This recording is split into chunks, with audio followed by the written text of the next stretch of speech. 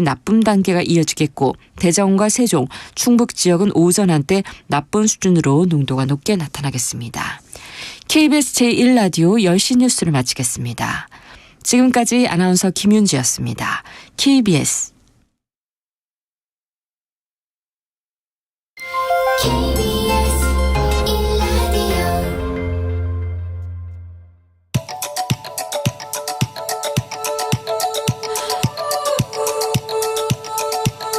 김성환의 시사야.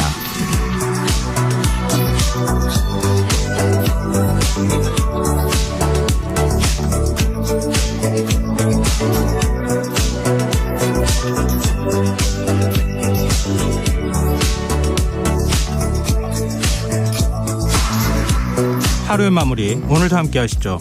시사평론가 김성환입니다. 음원 스트리밍 서비스가 확산하면서 음반을 직접 구입해서 듣는 사람들이 줄고 있는데요. 이런 상황에서도 LP 판매량은 꾸준히 늘고 있다고 합니다. 미국에선 LP가 CD보다 더 많이 팔리고 있다는데요. 더 깊이 들여다보는 인터뷰 시간에 국내에서 유일하게 LP판을 생산하는 매장 뮤직 앤 픽처스 하종욱 대표와 이야기 나눠보도록 하겠습니다. 월요일 코너죠. 실용서부터 경제, 경영, 인문학까지 실생활에 필요한 책 이야기 주경 야독 코너도 마련되어 있으니까요. 많은 관심 부탁드리겠습니다.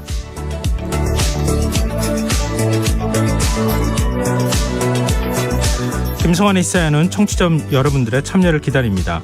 방송 내용과 관련해 의견 있으신 분들은 문자 보내주십시오. 당첨된 분들께는 모바일 쿠폰 보내드릴 텐데요. 참여하실 번호는 #9730이고요. 짧은 문자는 50원, 긴 문자는 100원의 이용료가 부과됩니다. 콩 어플리케이션과 KBS 1라디오 유튜브 채널을 통해서도 저희 방송을 실시간으로 시청 또 참여하실 수 있습니다. KBS 1라디오 김성환의 시사야. 그럼 지금 시작하겠습니다.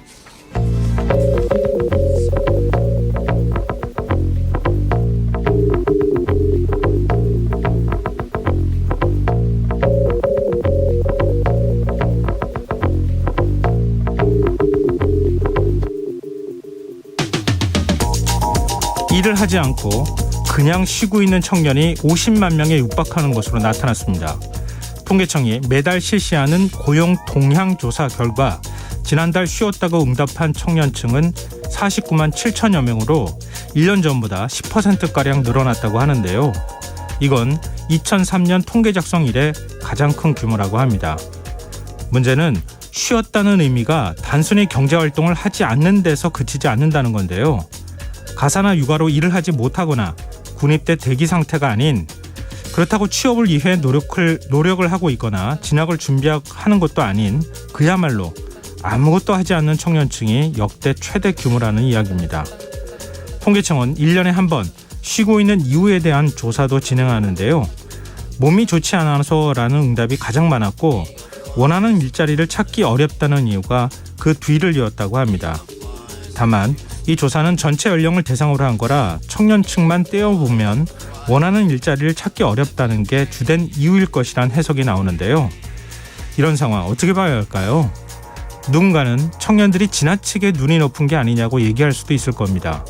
하지만 대기업과 중소기업의 임금 격차, 일자리 미스매치 문제를 바로잡지 못한 채 청년층만 탓할 수 있을지 의문이 들기도 하는데요. 최근 현대자동차 기술직 공채에 1,800명이 몰렸다는 이야기 역시 이 연장선으로 봐야 하지 않을까요? 정부는 최근 근로시간 제도 개편을 추진하면서 청년 세대를 위한 것이란 당위성을 강조한 바 있지만 MZ노조마저 비판의 목소리를 내고 있는데요. 청년층이 원하는 건 단순히 일자리만 늘리는 게 아니라는 걸 정부도 모르지는 않겠죠. 정당하게 일하고 그만큼의 권리를 행사할 수 있는 환경을 만드는 것, 그게 정부가 추진하는 노동개혁의 방향이 되어야 하지 않을까요?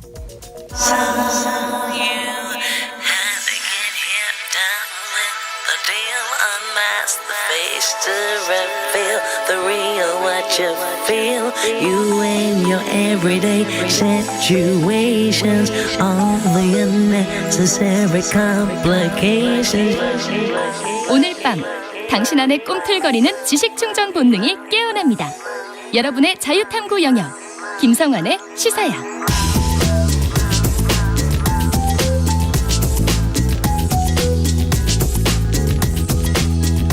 오늘 놓쳤던 뉴스 꼼꼼히 전해드리는 뉴스야 시간입니다. 김민아 시사평론가 나오셨습니다. 안녕하세요. 안녕하세요. 네, 지난주에 있었던 한일 정상회담 여파가 이게 지금 계속 이어지는 분위기예요. 지금 여야 상황은 어떻습니까?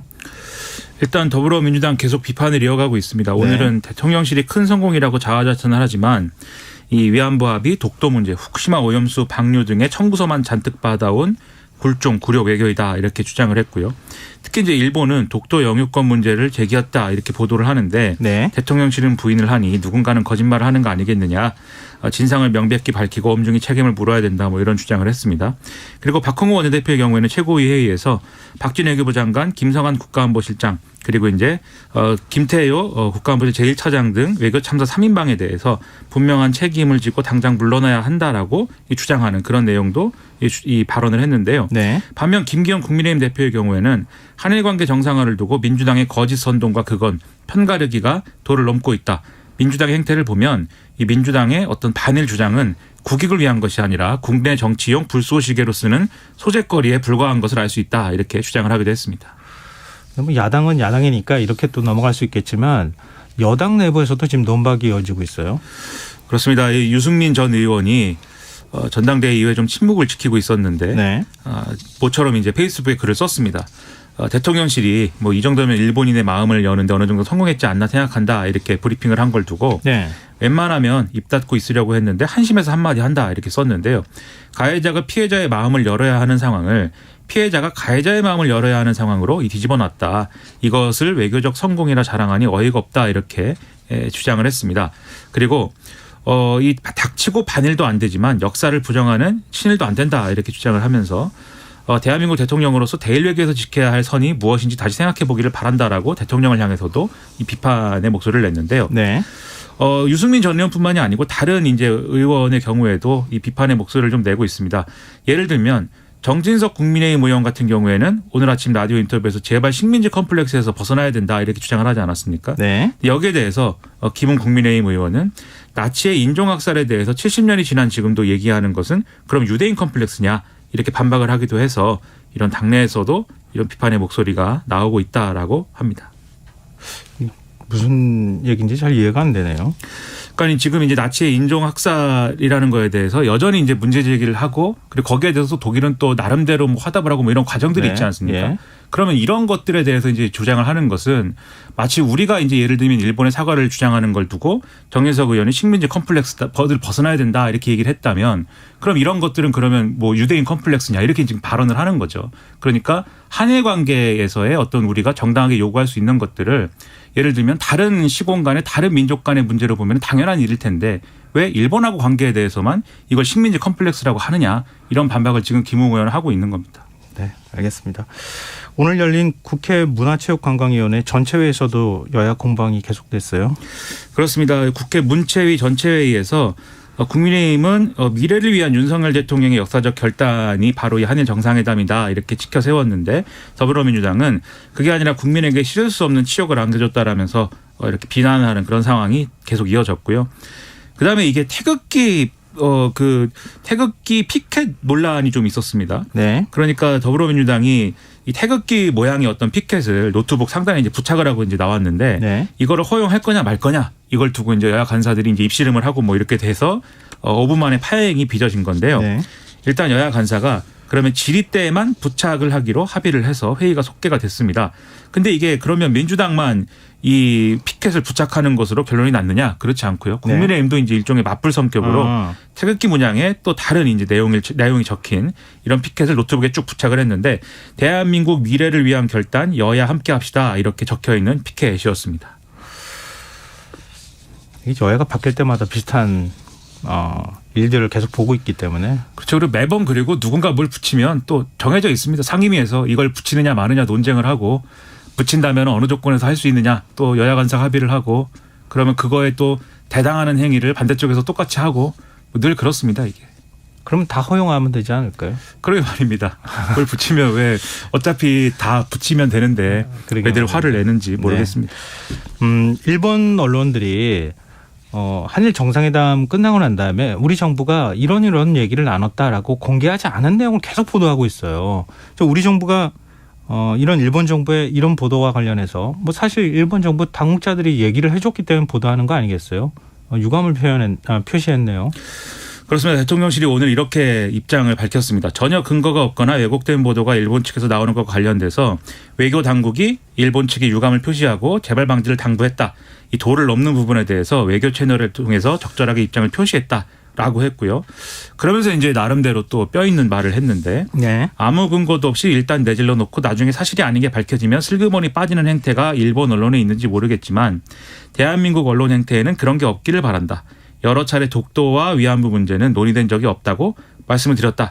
이렇게 강조를 했습니다. 네. 근데 지금 말씀하셨듯이 일본 언론의 보도는 대개 이제 정부 당국자의 코멘트를 이제 기반으로 하고 있고요. 예. 그리고 실제로 이제 구체적으로는 관방 부장관이 백브리핑에서 한 것 그대로 이제 보도한 내용도 있거든요. 예, 맞아요. 그러니까 이게 일본 언론이 그냥 뭐 근거 없이 내지르는 거냐, 뭐 이건 좀 의문이고 오히려 일본 정부가 그러니까 우리 입장에 맞게 해석을 하면 일본 정부가 언론 플레이하고 있다 이렇게는 볼 수가 있겠죠. 그렇죠. 그래서 이거를 이제 우리 언론에 대해서 이렇게 좀 주장하는 거는 좀 맞지 않는다는 생각인데.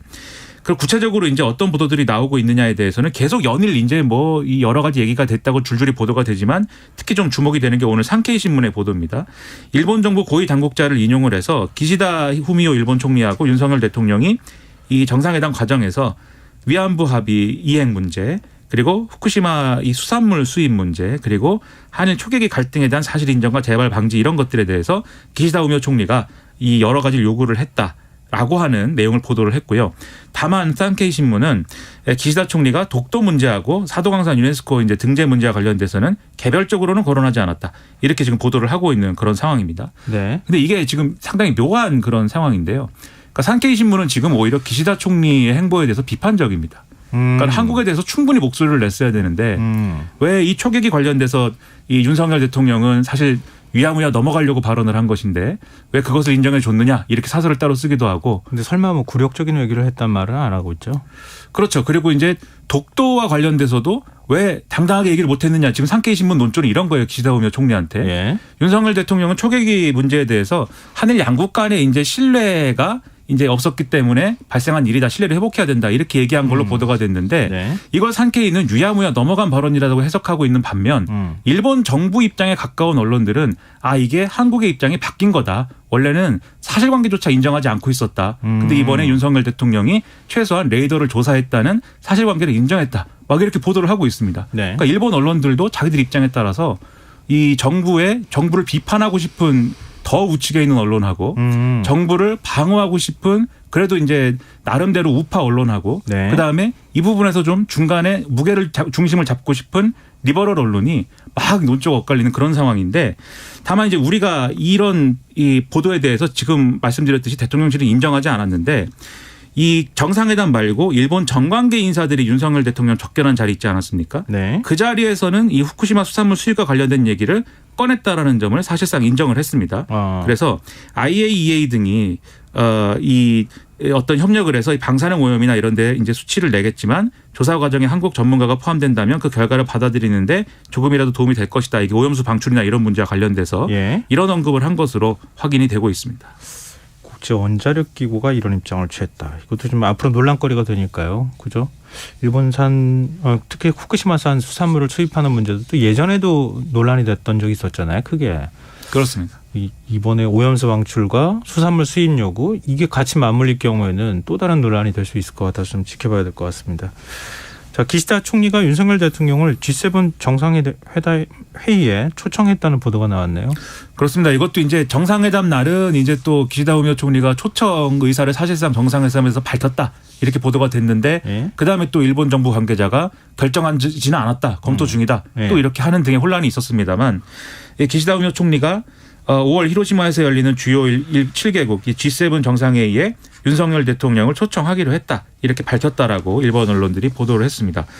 기시다 총리는 나렌드라 모디 인도 총리하고 정상회담을 방문 중인 인도 뉴델리에서 취재진에게 이렇게 말했다라고 하는 게 일본 언론들의 보도 내용인데요. 한국 외에도 브라질, 베트남 등을 초청한 상황이다. 이렇게 부연이 되고 있습니다. 네.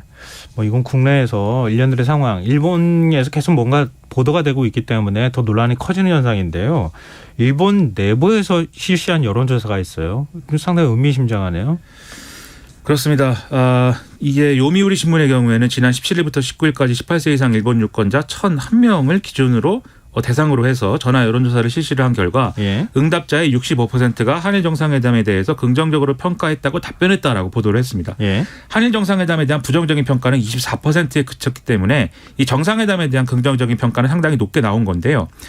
그리고 한국 정부가 발표한 이 강제동원 이 배상 판결 문제 해결책에 대해서도 네. 응답자의 58%가 긍정적으로 평가했고 부정적인 평가는 31%에 머물렀다. 라는 이제 내용입니다. 그런데 특이한 거는 향후의 한일 관계 전망에 대해서는 지금과 크게 변하지 않을 것이다라는 응답이 응답자의 61%였다고 하고요. 좋아진다는 32%, 나빠진다는 4%라고 했으니까 이번을 계기로 해서 한일 관계가 크게 변하지는 않을 걸로들 보고 있다. 이렇게 볼 수가 있겠고요. 네. 아사히 신문도 조사를 했는데 지난 18일에서 19일까지 18세 이상 일본 유권자 1,304명을 이 대상으로 해서 전화 여론조사 결과를 한 결과 한일 정상회담에 대한 긍정 평가는 63%, 부정평가 21%였다고 하고 이 강제동원 해결책 문제에 대해서는 긍정적인 평가 55%, 부정적인 평가 28%, 향후 한일 관계 전망에 대해서는 변하지 않을 것이다가 57%, 좋은 방향으로 될 것이 37%, 나쁜 방향으로 진행될 거다가 3%였다라는 겁니다. 일단 일본 내부 여론은 굉장히 호의적이다 이렇게 봐야 되겠네요. 전반적으로는. 그럴 수밖에 없겠죠. 네. 네. 우리 역사 교사들이 우리 정부가 내놓은 강제동원 해법을 철회하라 이렇게 요구하고 나섰어요. 이 전국 역사 교사 모임이 오늘 성명서를 냈는데요. 윤석열 대통령은 이 기시다 후미오 총리와의 공동 기자회견에서 우리 정부의 강제동원 해법 발표를 두고 한일 간의 미래지향적 발전의 토대가 됐다고 말했는데 미래를 함께하기 위해서는 가해자의 진정한 사과가 전제돼야 된다라는 지적이었습니다. 그런데 일본은 이제 식민 지배에 대한 사과를 안 했고 그리고 이 식민 지배의 책임을 묻지 않고 과거사에 대한 사과 반성도 없이 미래를 말하는 것은 어불성설이다라는 거고요. 제3자 변제 방식 해법에 대해서도 상식적으로 이해할 수가 없다라고 문제를 제기를 했습니다. 그리고 이러한 해법이 결국 일본 전범기업에 직접 배상하라는 대법원의 판결을 일방적으로 뒤집은 것이기 때문에 이것은 한국 민주주의의 근간을 크게 훼손한 것이다라는 게 이들의 주장입니다. 네. 지금 여러분께서는 KBS 1라디오 김성환의 시사회와 함께하고 계십니다. 계속해서 뉴스야 이어가겠습니다. 근로시간 개편을 둘러싼 정책 혼선이 계속 이어지는 분위기인데요. 대통령실이 오늘 추가 설명에 나섰다고요. 어떤 내용을 얘기했습니까? 대통령실 고위 관계자가 이렇게 얘기를 했습니다. 그러니까 윤석열 대통령이 이 69시간 최대 주 69시간까지 일할 수 있는 근로시간 개편안에 대해서 주 60시간 이상은 무리 아니겠느냐. 예. 왜 이 상한을 정해놓지 않았냐 이렇게 얘기한 바 있는데 네. 이게 그렇게 일하는 것 자체가 힘들지 않겠냐는 개인적 생각에서 말씀한 것이고 근로시간 개편안 논의에 가이드라인을 주고자 하는 의도는 아니었다라고 설명을 했습니다. 그러니까 의견 수렴을 한 결과가 60시간이 아니고 더 이상 일하는 걸로 나올 수도 있는 것이고 또 상한을 씌우는 게 적절하지 않다라는 그런 결론도 나올 수 있는데 그렇다고 하면 윤석열 대통령이 60시간을 굳이 고집할 이유는 없는 것이다라고 설명을 한 겁니다. 지난번에 대통령의 발언이라고 전한 거하고는 좀 다른 거 아닌가요? 뉘앙스가. 그래서 대통령의 발언은 그러니까 여러모로 정책적으로 좀 권위가 실릴 필요도 있는데 그렇죠. 이 해명대로면은 그냥 한 말 아닙니까? 그러면은 이 대통령의 발언이 예를 들면 SNS를 통해서 뭐 이렇게 적은 것도 아닌데 대통령실이 전한 얘기인데 그것이 이렇게 좀 가볍게 다뤄질 일이냐 그런 것들은 상당히 좀 의문이 제기가 될 수밖에 없는 거겠죠. 근데 대통령이 발언한 거에 충실히 그러니까 사전에 충분히 메시지 관리를 하고 발언을 한 거라고 또 대통령이 발언이 실시간으로 그대로 전달된 게 아니라 그렇죠. 대통령실을 거치면서 필터링이 되고 난 다음에 얘기가 된 거잖아요. 그렇습니다. 그럼 충분히 사전에 정책을 그렇게 해야 된다고 하는 내부 방침이 서야지 되는 건데 좀 오히려 노동부 장관하고 대통령 말이 다른 이상한 상황이 발생하고 있어요. 그렇습니다. 노동부 장관 이정식 고용노동부 장관의 경우에는 오늘 이제 다른 행사에 가서 모두 발언해서 이 69시간 일하는 얘기에 대해서 이제 말을 했는데요. 정부가 추진하는 근로시간 이 제도 개편 방안은 현재 주 최대 52시간으로 묶여 있는 연장 근로를 풀어서 선택지를 넓히고 최대 주 평균 48.5시간으로 실근로시간을 단축하는 내용이다. 이렇게 설명을 했습니다. 네. 그리고 이제 고용노동부 장관의 이런 발언은 또 대통령실의 또 다른 관계자가 한 말이 이제 근거인데 같은 내용인데 이 또 다른 대통령실의 관계자는 무엇이라고 얘기를 했냐면 그러니까 지금 주당 이제 최대 원래는 이제 12시간까지 연장 근로 하게 돼 있는 거를 이게 뭐 분기 또는 반기 연단 이렇게 이 넓히겠다는 거 아니겠습니까? 네. 그래서 한 번에 몰아서 하면은 그만큼 쉴 수 있게 하고 그거를 평균 내면은 지금 얘기하면은 이제 뭐 48.5시간도 될 수 있다 이 얘기인데 그 근거가 연 단위로 계산하면은 주 평균 48.5시간도 된다. 이 평균이라는 거죠. 그래서 한 번에 69시간을 몰아서 하는 이런 모델의 경우에도 연 단위로 이 연장 근로를 계산했을 경우에는 48.5시간이 될 수 있다. 이렇게 주장하는 건데 그러면 이게 어떤 의미로 지금 60시간이다, 69시간이다, 이 휴게 시간 11시간을 빼면 64시간이다. 이 얘기를 왜 하고 있는 것인가 이런 좀 의문이 국민 입장에서 생길 수밖에 없는 상황입니다. 탄력 근로제도 있고 집중 근로제도 있고 그렇잖아요. 포괄임금제도 있고. 그렇죠. 그 얼마든지 지금 뭐 정부가 내놓은 거 보면은 일반 직군에는 1개월밖에 안 되는 거를 지금 6개월까지 뭐 3개월까지 늘리겠다 이렇게 얘기를 하고 있는 거 아니에요? 그걸로도 충분히 할 수 있는 거 아닌가요? 이제 그런 것도 있고 근데 지금 이제 이 이른바 최대 주 69시간을 일하게 된다라는 거에 대한 사람들의 반발은 그러니까 69시간을 일하고 정말 이제 정부가 주장하는 대로 나머지 2주 3주를 쉴 수 있고 그리고 제주도 한 달 살이를 할 수 있으면 그럼 또 모르겠는데 현실적으로 그게 되겠느냐. 그게 안 될 것이다. 그래서 주 60시간 일하는 거는 현실적으로 될 것이고 나머지 쉬는 것은 없을 것이다. 이게 우려의 내용이거든요. 네. 그러면 그런 우려에 대해서 아니다. 지금 계산대로 해도 1년 내내 주 평균 되면 48.5시간이 된다라고 하는 설명이 과연 이게 답변이 되는 것이냐. 그러니까 아직도 이 정부는 대통령실은 지금 반발의 어떤 핵심을 모르고 있는 거 아니냐. 이런 지적이 나올 법한 얘기죠. 그러면은 강제 휴가제를 주면 되잖아요. 그래서 오늘 대통령이 그런 발언도 했는데 이 휴게 시간을 이 휴식 시간을 보장하고 휴가를 보장하고 또 이 근로 시간에 대한 어떤 상한을 지킬 것을 또 마련하는 어떤 그런 조치를 취해라 이렇게 강조를 했는데 법이라는 거는 이미 그렇게 하도록 돼 있거든요. 예. 근데 법이 현장에서 지켜지지 않고 있는 것이고 그 지켜지지 않는 어떤 방식이라는 게 그냥 스리슬쩍 어물쩡 그리고 어떤 현장의 조직 문화 이런 걸 통해서 안 지켜지고 있는 것인데 네. 이것을 어떻게 강제적으로 지키게 할 수 있는 방안이 뭐가 있을까에 대해서는 상당히 현실적으로 난제다. 이걸 어떻게 풀 것이냐. 그 전제가 없으면 과연 이것이 근로시간 개편안 가능한 것이냐. 이런 의문들이 꼬리를 무는 것이죠. 네, 알겠습니다. 북한 얘기 좀 해보죠. 북한이 지난 주말 핵 반격 가상 종합훈련을 진행했다고 하는데 이 훈련이 상당히 위협적이에요.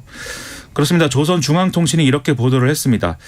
이 전쟁 억제력과 핵 반격 능력을 실질적으로 강화를 하는 이 전술핵 공격 임무에 대해서 종합전술훈련 실시했다라는 건데요.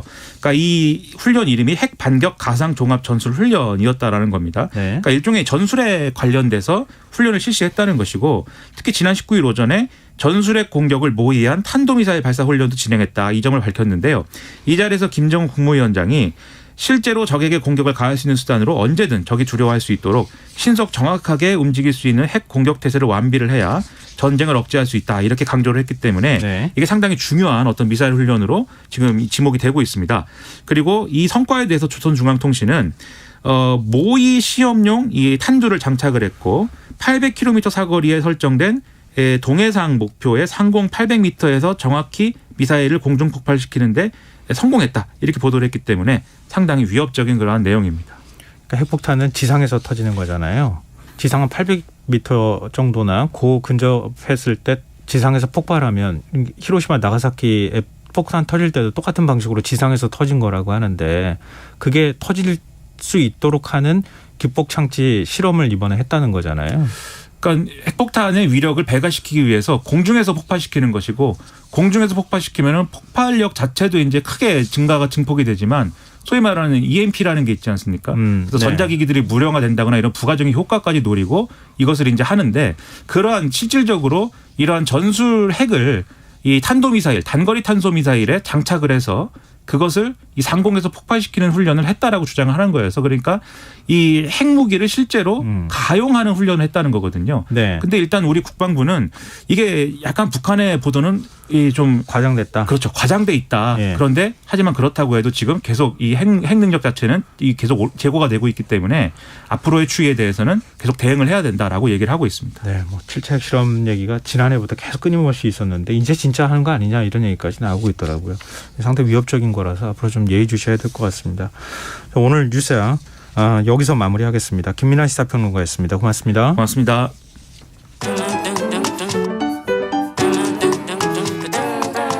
일일 시사 권장량 채워가세요. 골고루 담았습니다. 당신만을 위한 하루 시사 김성환의 시사야.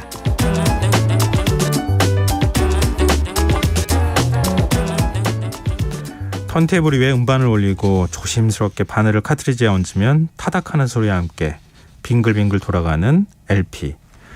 이 CD와 카세트 테이프 이전의 추억으로 기억하시는 분들이 적지 않으실 텐데요. 꾸준히 성장세를 보이던 LP 판매량이 작년 미국에서 35년 만에 CD 판매량을 넘어섰다고 합니다. 한국에서도 뉴트로 열풍을 타고 많은 2030 세대들이 LP를 찾고 있다고 하는데요. 국내 유일의 바이닐 팩토리를 운영하고 계신 마장 뮤직 앤 픽처스의 하정욱 대표 모시고 얘기 나눠보도록 하겠습니다. 대표님 안녕하세요. 안녕하십니까. 예. 근데 LP라고 하는 용어에 굉장히 익숙하게 계신 분들이 많을 것 같거든요. 또 최근에 네. 제가 모 지인 집에 갔는데 20대 아들이 LP 턴테이블하고 그 스피커하고 같이 나오는 거 있잖아요. 그걸 구입해가지고 LP까지 구입해서 엄마 아빠한테 들려주더라고요. 한편으로 부럽기도 하고 한편으로 추억이 떠오르기도 하던데요. 그러니까 그런 것처럼 요즘 세대한테는 오히려 LP라는 용어가 더 그 낯선 용어가 되는 겁니까?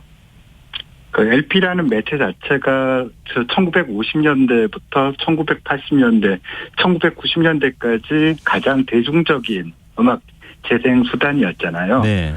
네, 그러다가 1990년대부터 서서히 그 CD를 통해서 디지털 음악에 자리를 내주고 예. 그 타향길에 접어들었던 그 폐쇄된 산업이라고 볼 수 있는데 네네. 그게 2000년대를 중후반부터 다시 부활의 조짐을 이루면서 새로운 인식으로 평가를 받게 된 거죠. 그래서 과거에 뭐 LP라는 게 한 면에 20여 분간 네. 소리가 기록될 수 있는 롱플레잉이라는 의미가 담겨 있는 약어였었는데 그게 고스란히 그 의미로 받아들이고 있고요. 네. 그리고 그 재료가 바이닐, 비닐이라고도 많이 이해하는 폴리에마 비닐로 만들어져서 바이닐이라는 애칭으로도 불려지고 있습니다. 아, 그러면은 LP는 그대로 통용되는 용어네요. 그렇습니다. 네. 아, 그렇군요.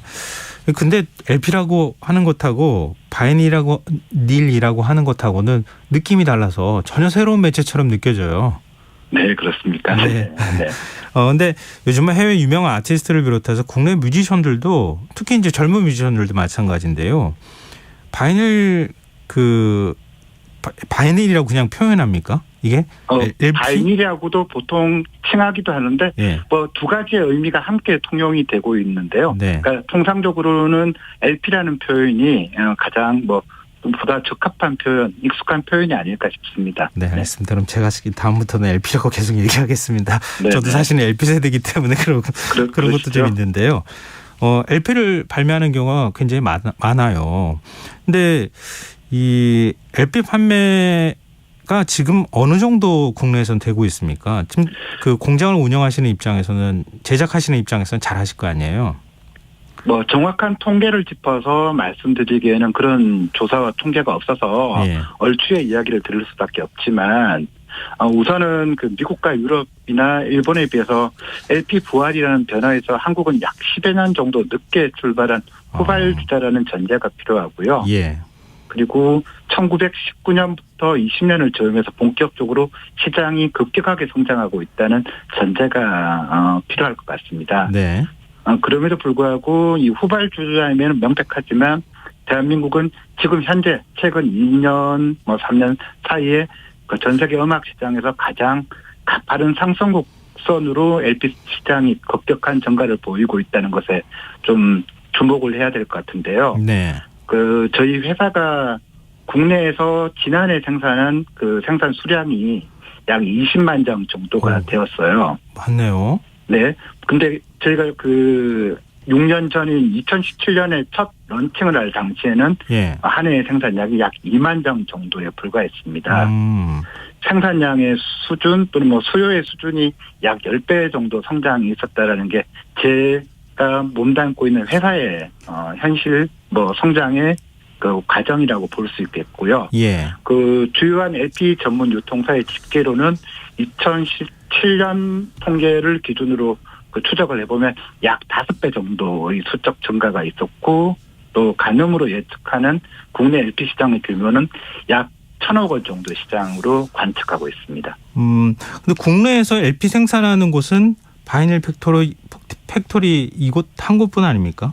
저희 마장뮤직앤 픽처스가 국내에서 유일하게 그 LP를 생산할 수 있는 제작사이긴 한데 예. 그 국내에서 소비되는 이 1,000억의 시장을 저희가 다 생산하지는 못하고 있고요. 예. 애석하게도 저희 생산 시설이 아직까지는 그 대량 생산을 그 준비를 하지 못한 상황이라서 예. 이 중에 일부를 담당하고 있습니다. 아, 그럼 수입해서 들어오는 것도 적지 않은 그 모양이죠? 수량이 훨씬 많은 것이죠. 아, 네. 그렇군요.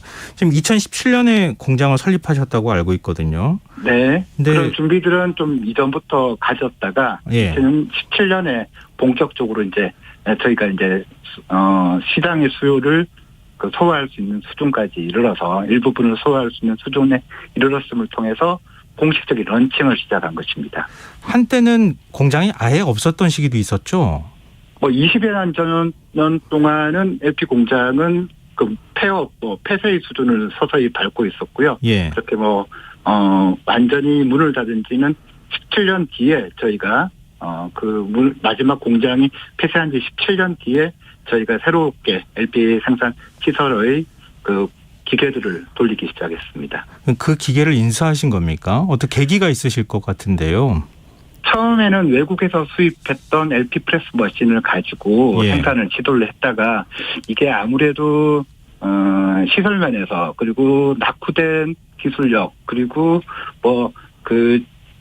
여러 가지 그 미흡함들이 있어 양품의 생산을 하지는 못했어요. 아, 네. 그래서 그러니까 이 산업에 종사하고 또 뜻을 둔 그 연구진들 그리고 예. 선배님들을 따라다니면서 LP 제작의 노하우를 또 자문이나 고문을 통해서 예. 모시고 그러니까 배우고 익히는 과정을 해서 새롭게 저희가 LP 프레스 머신을 개발을 했습니다. 그리고 그것을 안정적으로 생산할 수 있는 시점이 2017년이 되었던 거고요. 예. 그 이전에 약 5년 동안에 R&D의 과정은 치열했다라고 말씀드릴 수 있을 것 같습니다. 그 우여곡절과 고생이 굉장히 많으셨을 것 같아요. 그 기술을 다시 복원하는 과정들이 있었다는 거잖아요. 네네, 그렇습니다. 근데 우리가 흔히들 많이 이제 CD라고 불리는 것도 있잖아요. 이거하고 네. LP를 제작하는 것하고는 어떤 차이가 있습니까? 글쎄요, 그 CD는 사실은 그 음악을 저장하는 저장소라고 볼 수 있는 디지털 매체의 하나의 저장소로 볼 수가 있을 것 같습니다. 네. 그러니까 반면에 LP는 그 물리적으로 소리꼴을 새기고 그게 대량 생산을 하기 위한 스탬프, 도장을 만들고요. 네. 그리고 이것들을 적절한 온도값과 압력값으로 매겨서 생산하는 되게 원시적인 형태의 그 제조 방식을 가지고 있어요. 그래서 가령 100장의 LP를 생산하여 같은 라인에서 생산하더라도 이 100개의 LP는 서로 조금은 본질적으로 다른 소리를 들릴 수밖에 없는 그런 되게 매우 까다롭고 불편한 요소가 있는 과정이 생산의 라인에서도 존재한다고 할 수 있을 것 같습니다. 그러니까 설명 듣다 보니까 과거의 추억도 소환되면서 그랬었지 하는 생각이 들기도 하고 한편으로 신기하기도 한데요. 그러니까 CD는 보통 디지털 신호를 집어넣어가지고 저장을 하는 거잖아요. 근데 네. LP 같은 경우에는 물리적으로 홈을 만들어서 우리 턴테이블에 바늘이 있잖아요. 그 바늘의 움직임을 통해서 그거로 인식을 해가지고 그 신호를 받아가지고 그 압력값을 따라서 어서 소리가 구현될 수 있도록 하는 그런 거기 때문에 그러면 이거는 LP는요 반영구적으로 보관할 수 있습니까? 저는 그렇게 제가 LP를 35년 정도 수집을 해온 입장에서 본다면 그리고 제가 가지고 있는 70년, 80년 된 LP들도 여전히 그 고운 소리를 재생하고 있음을 확인해 본다면 거의 반영구적으로 재생할 수 있다라고 확신드릴 수 있을 것 같습니다. 그렇군요. 최근 2030 젊은 세대들이 그 LP를 많이 구매하고 있다고 하는데요. 사실 LP 전성기를 경험하지 않은 세대잖아요. 네. 이른바 이렇게 바이닐 문화에 공감할 수 있게 하는 어떤 매력 포인트라고 해야 할까요? 어떤 거라고 보세요? 역설적으로 아날로그의 그리고 LP 듣기의 불편함이 이런 까다로움에 익숙치 않은 세대에게 가장 매력적인 요소로 통하지 않았을까 생각을 해보곤 합니다. 그러니까 인터넷이나 플랫폼에서 검색이나 특정한 표시, 좋아요 같은 표시로 저장하고 스트리밍 해왔던 게 디지털 음악의 재생 방식이잖아요. 예. 그래도 디지털 음악에서는 근데 애석하게도 내 것이라는 소유의 기능을 다시 그 LP는 일러주었던 것 같아요. 내 것이라는 인식. 그리고 본인의 취향과 감성이나 생각을 대신할 수 있는 뭐 1차원적인 접촉이 있고 그리고 직접 그걸 선택하고 만지는 경험이 값이 있을 테고 이런 그 의식의 과정이라고 할 수 있는 음악을 듣는 방식, 턴테이블에서 LP를 듣는 방식이 불편하지만 집중해서 감상의 의미로 음악을 다시 제자리에 갖다 놨다라고 저는 평하고 싶은데요. 네. 그런 것들이 신기하고 뭐 기성세대에게는 향수가 될 수 있겠지만 이를 경험하지 못한 세대에게는 신선한 작용이 되지 않았을까 싶고 그래서 이런 음악을 듣는다라는 행위 그리고 감상하고 소장한다는 것에 대한 본연의 기능이 이제 문명적으로 복원되었다고 저는 좀 평해보고 싶습니다. 뭐 좀 여담이 될 수 있을 것 같은데요. 대표님 혹시 스트리밍 서비스 이용 안 하시나요? 즐겨서 애청하고 있습니다. 다 쓰시는 거예요? 다 하고 있습니다. 네네. 아니 뭐 어디 이동하거나 이럴 때는 스트리밍 서비스 이용하고 턴테이블 가지고 다닐 수는 없을 테니까 댁에 계실 때는 그러면 당연히 턴테이블에 LP판 올려서 음악 들으시겠네요. 음악을 듣는다 또는 편하게 그냥 듣는다는 의미에서는 여전히 그 스트리밍 같은 디지털 음악이 뭐 편하고 편리하고 익숙할 수도 있는 매체라면 감상이라는 측면, 집중이라는 측면에서 본다면 여전히 저는 그 하나의 앨범을 통째로 듣는 것 그리고 스킵이나 이런 그 인위적인 것들 없이 감상으로 듣는 것에는 LP가 여전히 가장 친절하고 좋은 소리를 재생해주는 고급의 수단인 것 같습니다. 그러니까 디지털로 잘 만들어진 음악을 편리하게 듣는 것을 거부하는 것은 아니지만 디지털로는 흘러듣거나 서칭으로 듣는 경우가 많고요. 혼자 음악을 나만을 위해서 듣는다. 뭐 이런 그 행위에 임할 때는 턴테이블의 먼지를 닦으면서 그 LP를 닦으면서 그 LP를 듣는 게 가장 집중할 수 있고 동시에 그 제가 일이기도 한 이 음악을 듣는 이 의식과 같은 행위에 임하는 자세 같기도 하고 그래서 이 두 가지 세계가 공존하고 있는 것 같습니다. 말씀 듣다 보니까 다시 생각해야 되겠다 이런 생각이 들기도 하고요. 아마 지금 이 라디오 들으시는 청취자분 가운데 옛날 전축이라고 그랬잖아요. 전축 버린 거 후회하시는 분들 굉장히 많을 것 같습니다. 요즘 전축도 구하기 제가 전축이라고 하니까 좀 어색한데요. 구하기 굉장히 어렵죠. 중고시장에서도. 그러니까 고물로 취급됐던 전축이 이제는 다시 오디오와 앤틱이나 또는 뭐 가구의 의미로 다시 고가로 거래되기도 하고 있으니까 이 역시도 LP가 만들어낸 새로운 변화이자 새로운 풍경이 되기도 한 것 같고요. 이렇게 그 기존에 존재했던 그 문화적 또는 과학적 그 음악 듣기의 산물의 과정들이 새로운 시대에 그 새로운 평가와 새로운 판단으로 이렇게 작용하는 것 같아서 그걸 지켜보는 즐거움도 함께 있는 것 같습니다. 그럼 한국 레코드 시장은 앞으로도 쭉 성장할 거라고 보시는 거죠? 글쎄요. 이게 일시적인 현상으로 보기에는 그 15년 동안 이 성장의 폭들이 국내뿐만 아니라 전 세계 음악 시장을 주도하는 미주나 유럽에서 이미 입증이 되었고 그 최근에 뭐 서두에 말씀해 주셨던 것처럼 CD의 판매액이 아니라 판매의 량을 이제는 LP가 넘어섰으니까 그 피지컬 시장에서의 LP는 대안이 아니라 이제 대세가 되어버렸다고 하고요. 시장에서의 뭐 생산, 유통, 소비의 과정에서도 LP를 중심으로 한 것으로 빠르게 전환되고 또 그 대처하고 있는 것을 지켜볼 때는 이제 LP 시대는 이제 시작이 아닌가라는 생각을 감히 해보곤 합니다. 네, 알겠습니다. 앞으로 계속 LP 판매를 좀 늘었으면 좋겠고요. 저도 좀 관심 갖고 한번 좀 주변 지인들한테도 좀 알아보도록 하겠습니다. 저도 한번 구해볼까 지금 생각 중입니다. 네, 오늘 말씀 고맙습니다. 네, 감사합니다. 네, 지금까지 마장 뮤직 앤 픽처스의 하종욱 대표였습니다.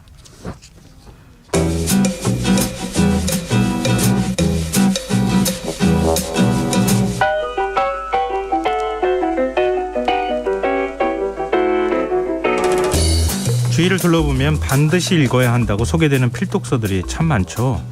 그런 책들을 읽지 않으면 마치 지성이 부족한 사람인 것처럼 취급되는 일도 생긴대요. 그런데 취향에 맞지 않는 책을 억지로 읽을 필요가 있는 걸까요? 책을 읽는다는 건 대체 어떤 의미일까요?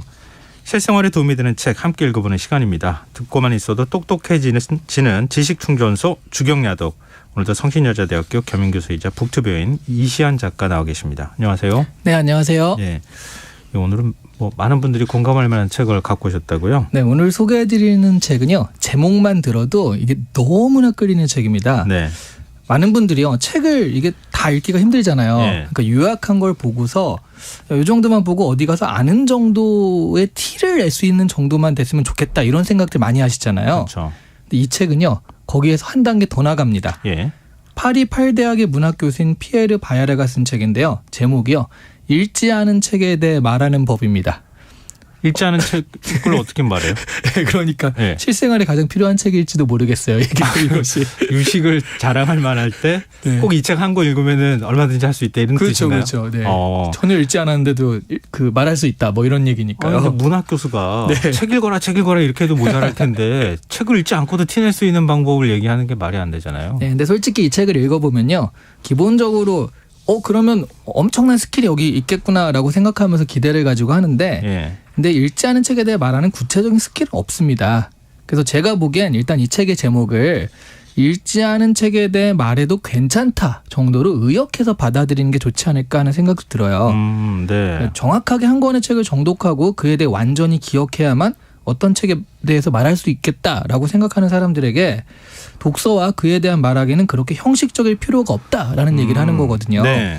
그리고 어차피요 다 읽어봤자 조금만 지나도 이렇게 다 까먹잖아요. 맞아요. 그렇죠? 맞아요. 진짜 공감해 네. 하는 말이에요. 이게 완전한 독서 상태라는 게 유지가 될 수도 없고요. 예. 나중에 되면 주인공 이름이 뭐였더라? 막 가물가물하기도 하고. 예. 그러니까 일단 이 책에서는요. 책을 가볍게 대하는 것을 두려워하지 말아라. 뭐 그런 어떤 전제를 알려준다. 그런 책이라고 보시면 될 것 같습니다. 아니 그래도 가볍게 대하든 말든 책을 읽어야 되는 거 아닙니까? 그런 거 아니에요? 네. 근데 이 책에 대해서 이 책은 이야기하는 게요. 읽지 않은 책에 대해 말하는 거잖아요. 예. 읽지 않은 책이 중요한 게 아니라 말하는 것에 더 중점을 두는 책이라고 할 수 있어요. 말하는 것에 대해서요? 책을 읽는다는 행위보다는 네. 말하는 것에 대해서 중점을 두는데 이 책이 크게 세 부로 나눠져 있거든요. 네. 그 제일 마지막 3부에 가서 사실 앞에 1부, 2부는 조금 굳이 뭐 이런 얘기 있어도 되나 하는 그런 정도라면 예. 중요한 얘기는 3부에 다 몰려 있는데요. 예. 거기에 4개의 소제목이 나오는데 이게 스킬입니다. 그러니까 짧은 글짓기처럼 그 제목들을 연결해 보면요. 예. 책을 안 읽었다고 부끄러워하지 말고 당당하고 자신감 있게 자신의 생각을 말하면 되고 책 자체보다는 책에 얽힌 담론을 소재로 해서 그냥 자신의 이야기로 끌고 들어오면 된다. 이게 이제 요령이라는 거죠.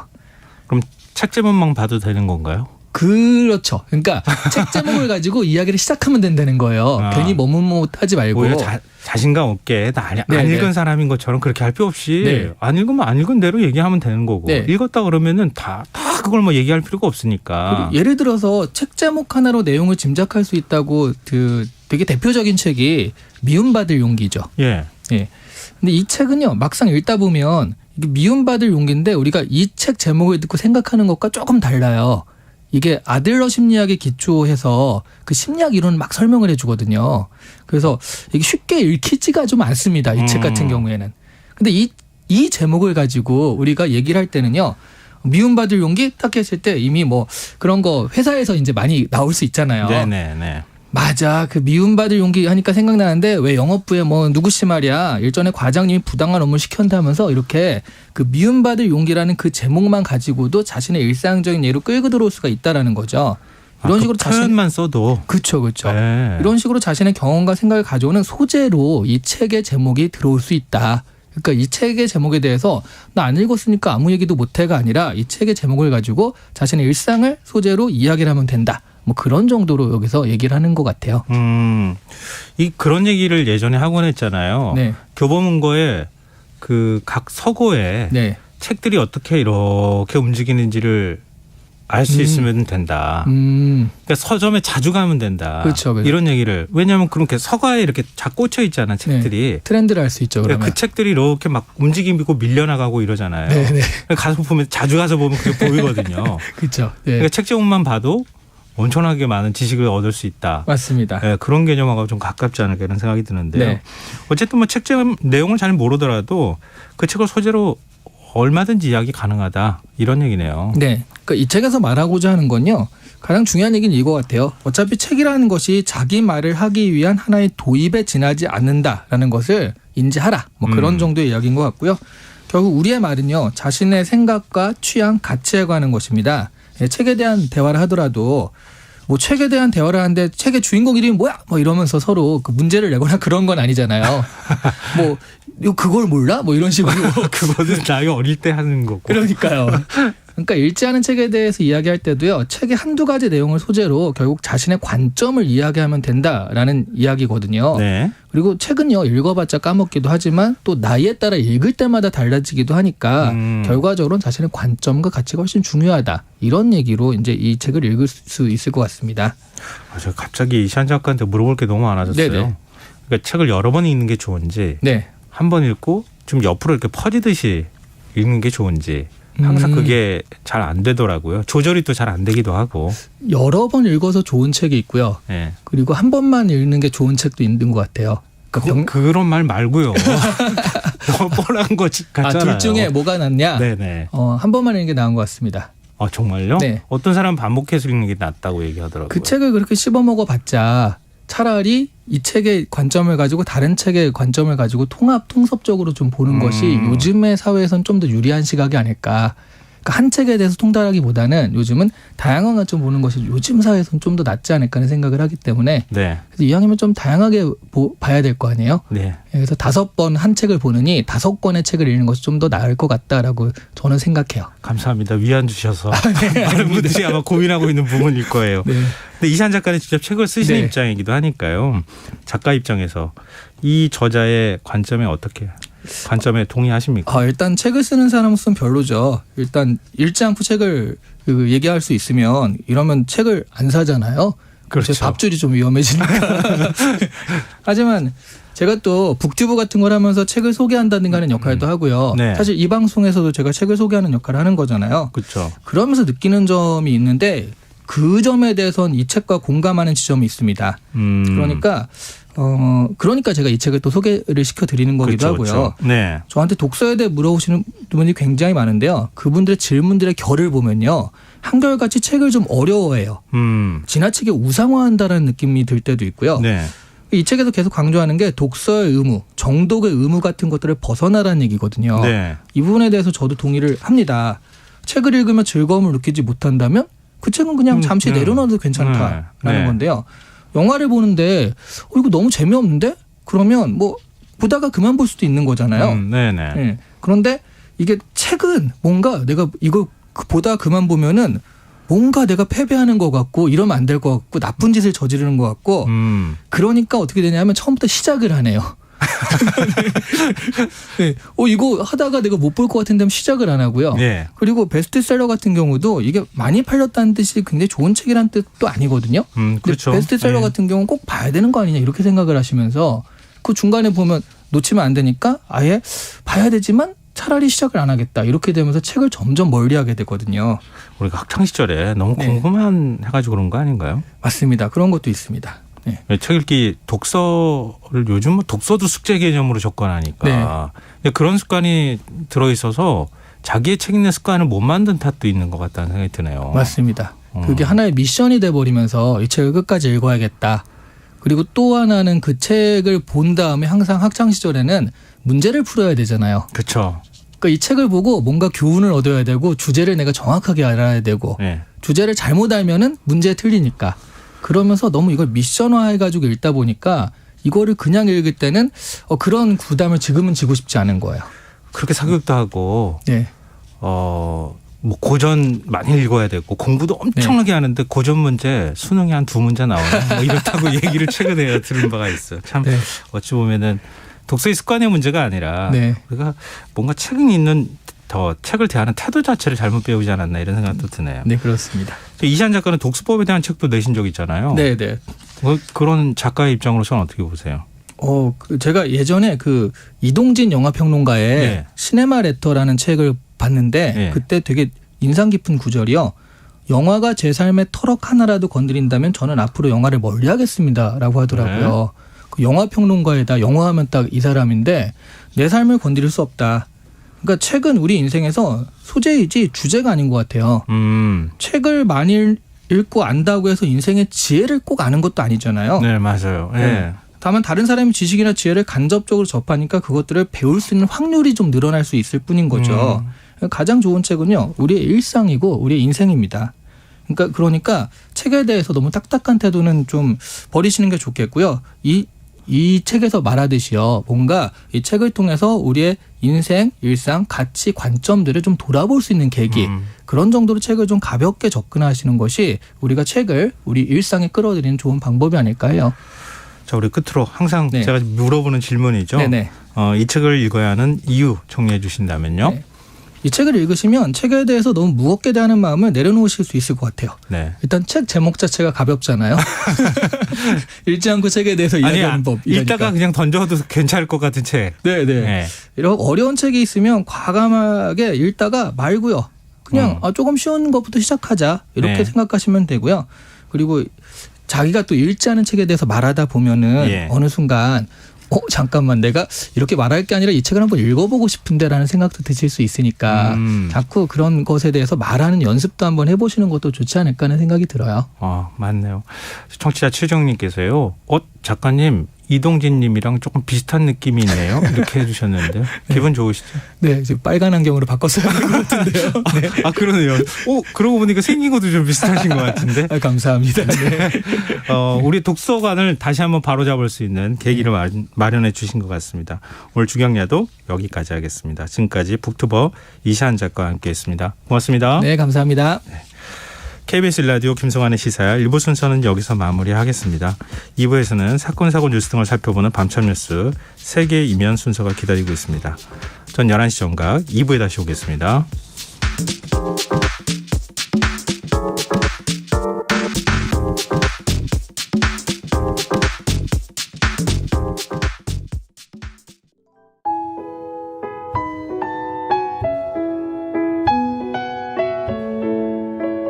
경제적인 어려움에 처한 위기 가정들이 늘고 있습니다. 복지 사각지대에 처해 있는 가정들을 미리 찾아서 지원하고 위기로부터 구하는 일이 시급한데요. KBS 강태원 복지재단은 전국의 복지관과 연대해 복지 사각지대에 있는 위기 가정들을 찾아서 지원하는 운동을 시작합니다. 생활고로 인해 소중한 생명과 가정이 파탄나는 비극이 다시는 일어나지 않도록 이 일에 함께해 주십시오.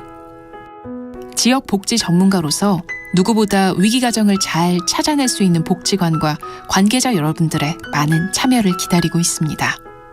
지금 바로 KBS 강태원 복지재단 홈페이지에서 신청해 주세요.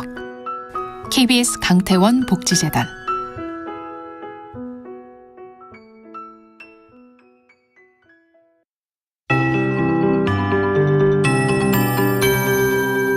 KBS 58분 날씨. 오늘 서울 지방의 아침 기온 2.6도 기록하면서 평년보다 0.5도가 낮아 쌀쌀했습니다. 하지만 낮 기온은 17.1도까지 오르면서 평년보다 4.4도가 높았습니다. 내일은 서울 지방 낮 최고 21도, 모레는 24도까지 오르겠습니다. 내일 중부지방은 고기압의 영향으로 가끔 구름 많겠습니다. 남부지방은 기압골의 영향으로 대체로 흐리겠고, 제주도는 새벽부터 오후 사이 가끔 비가 내리겠고, 남해안에는 빗방울 떨어지는 곳이 있겠습니다. 모레는 제주도와 남부지방에 비가 내리겠고, 글피 아침까지 이어지는 곳이 있겠습니다. 제주도 지방 내일과 모레 10에서 30mm 비가 내리겠고, 남부지방은 모레 5mm 안팎의 비가 내리겠습니다. 내일 아침 기온 세종 3도, 서울 5도, 대구 7도, 광주 9도가 예상됩니다. 수도권과 충남 지역 중심으로 아침까지 안개가 낀 곳이 있겠습니다. 낮 기온 대부분 20도를 넘어서 일교차가 매우 크겠습니다. 부산, 울산, 제주 18도, 서울, 세종 21도, 대전, 대구 22도, 광주 23도가 예상됩니다. 미세먼지 농도는 수도권과 충남, 전북 나쁨이 예상입니다. 서울지방 현재 기온 8.3도, 습도 41%입니다. KBS 58분 날씨 전금혜입니다.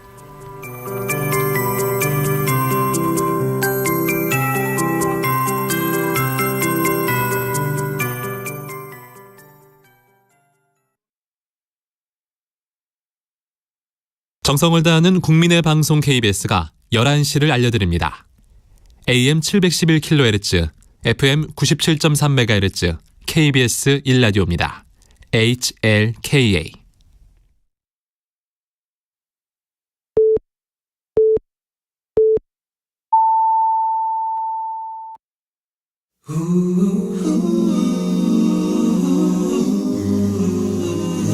이 밤 그냥 보내긴 아쉬우니까요.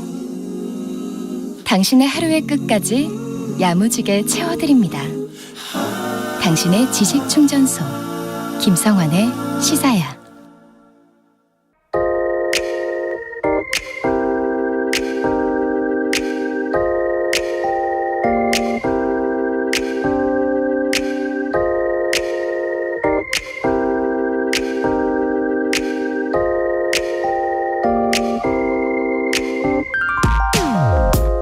그때는 QR코드 찍느라고 가는 데마다 난리도 아니었다.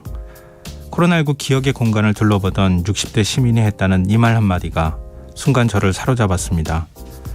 갑자기 가슴이 묵직해지면서 마음속에서 이런 질문이 솟아올랐습니다. 대구 시민들은 대유행이 시작됐던 그날을 어떻게 기억하고 있을까? 서둘러 인터넷에 접속해 기사 검색을 하기 시작했죠. 2월 18일 발열, 폐렴 증세를 호소하던 61세 여성이 대구 수성구 보건소를 찾았다가 대구 의료원으로 이송돼 음압병실에 격리됐다. 국내 31번째 확진자이자 우한 폐렴의 청정지역으로 남아있던 영랑권 첫 환자가 발생해 비상이 걸렸다. 이 기사의 내용이 코로나 대유행의 전조였다는 사실은 뒤늦게 알려졌습니다. 그날부터 하루가 지날 때마다 31번 환자의 접촉 동선이 하나씩 공개됐고 그럴 때마다 공포는 차츰차츰 커지기 시작했습니다. 이틀 뒤 31번 환자가 460명이 참석한 한 종교단체 예배에 갔었다는 사실이 알려지면서 걷잡을 수 없을 만큼 사태가 커졌습니다. 하루하루 환자는 늘어가고 병실은 부족하고 대구는 인적 없는 도시로 변하고 말았죠. 그리고 3년 1개월이 흐른 지난 17일 코로나 환자 발생 초기 병원 전체를 비우고 감염병 전담병원으로 전환해 환자를 돌본 대구 동산병원에 2층 규모의 전시공간이 문을 열었다고 합니다. 여기 와서 보니 정말 다 옛날 얘기 같다는 한 관람객의 회한에 젖은 말이 그때는 정말 견디기 힘들었지라는 반어적인 고백처럼 들렸습니다. 전 국민이 그 힘든 시기를 거치며 드디어 마스크 없는 일상을 누리게 된 오늘, 어쩌면 대구에 희생이 있었기에 지금과 같은 날을 맞이할 수 있지 않았을까. 밥도 못 먹고 물도 못 먹었다 카이. 생각만 해도 눈물이 난다. 레벨 D 방호복을 입힌 마네킹 앞을 한동안 떠나지 못한 한 대구 시민의 말처럼 의료진의 헌신과 희생 또한 잊지 말아야 하는 게 아닐까 생각해 봅니다. 지금까지 오늘의 발견이었습니다. I'm waiting for a miracle. 내 보통뿐인 나날에 Oh would you be my miracle. 난 너에게 늘 감사해. 저물어 가는 해는 약속을 하지 않아요. 오늘이 지나가도 날 잊지 않길 바라요.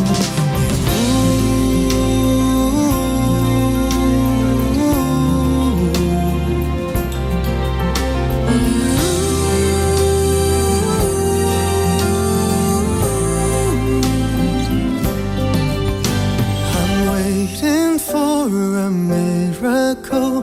내 보통뿐인 나날에 Oh let me be your miracle. 난 이미 너를 사랑해.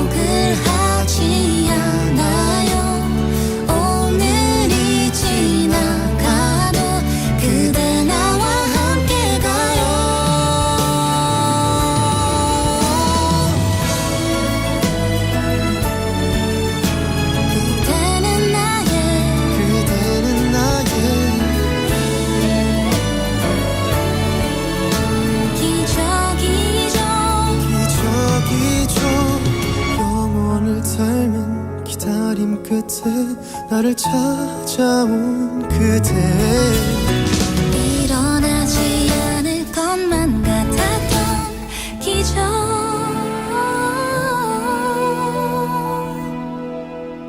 You always be my miracle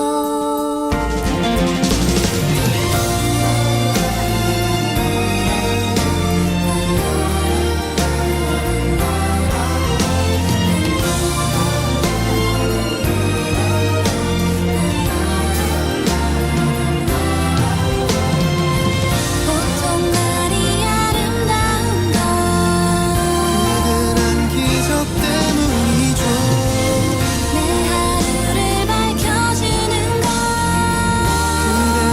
그대란 이름의 빛이죠 You always be my miracle You always be my miracle 난 이미 그대를 사랑해 난 이미 그대를 사랑해 그대 내 보통 날의 기적이죠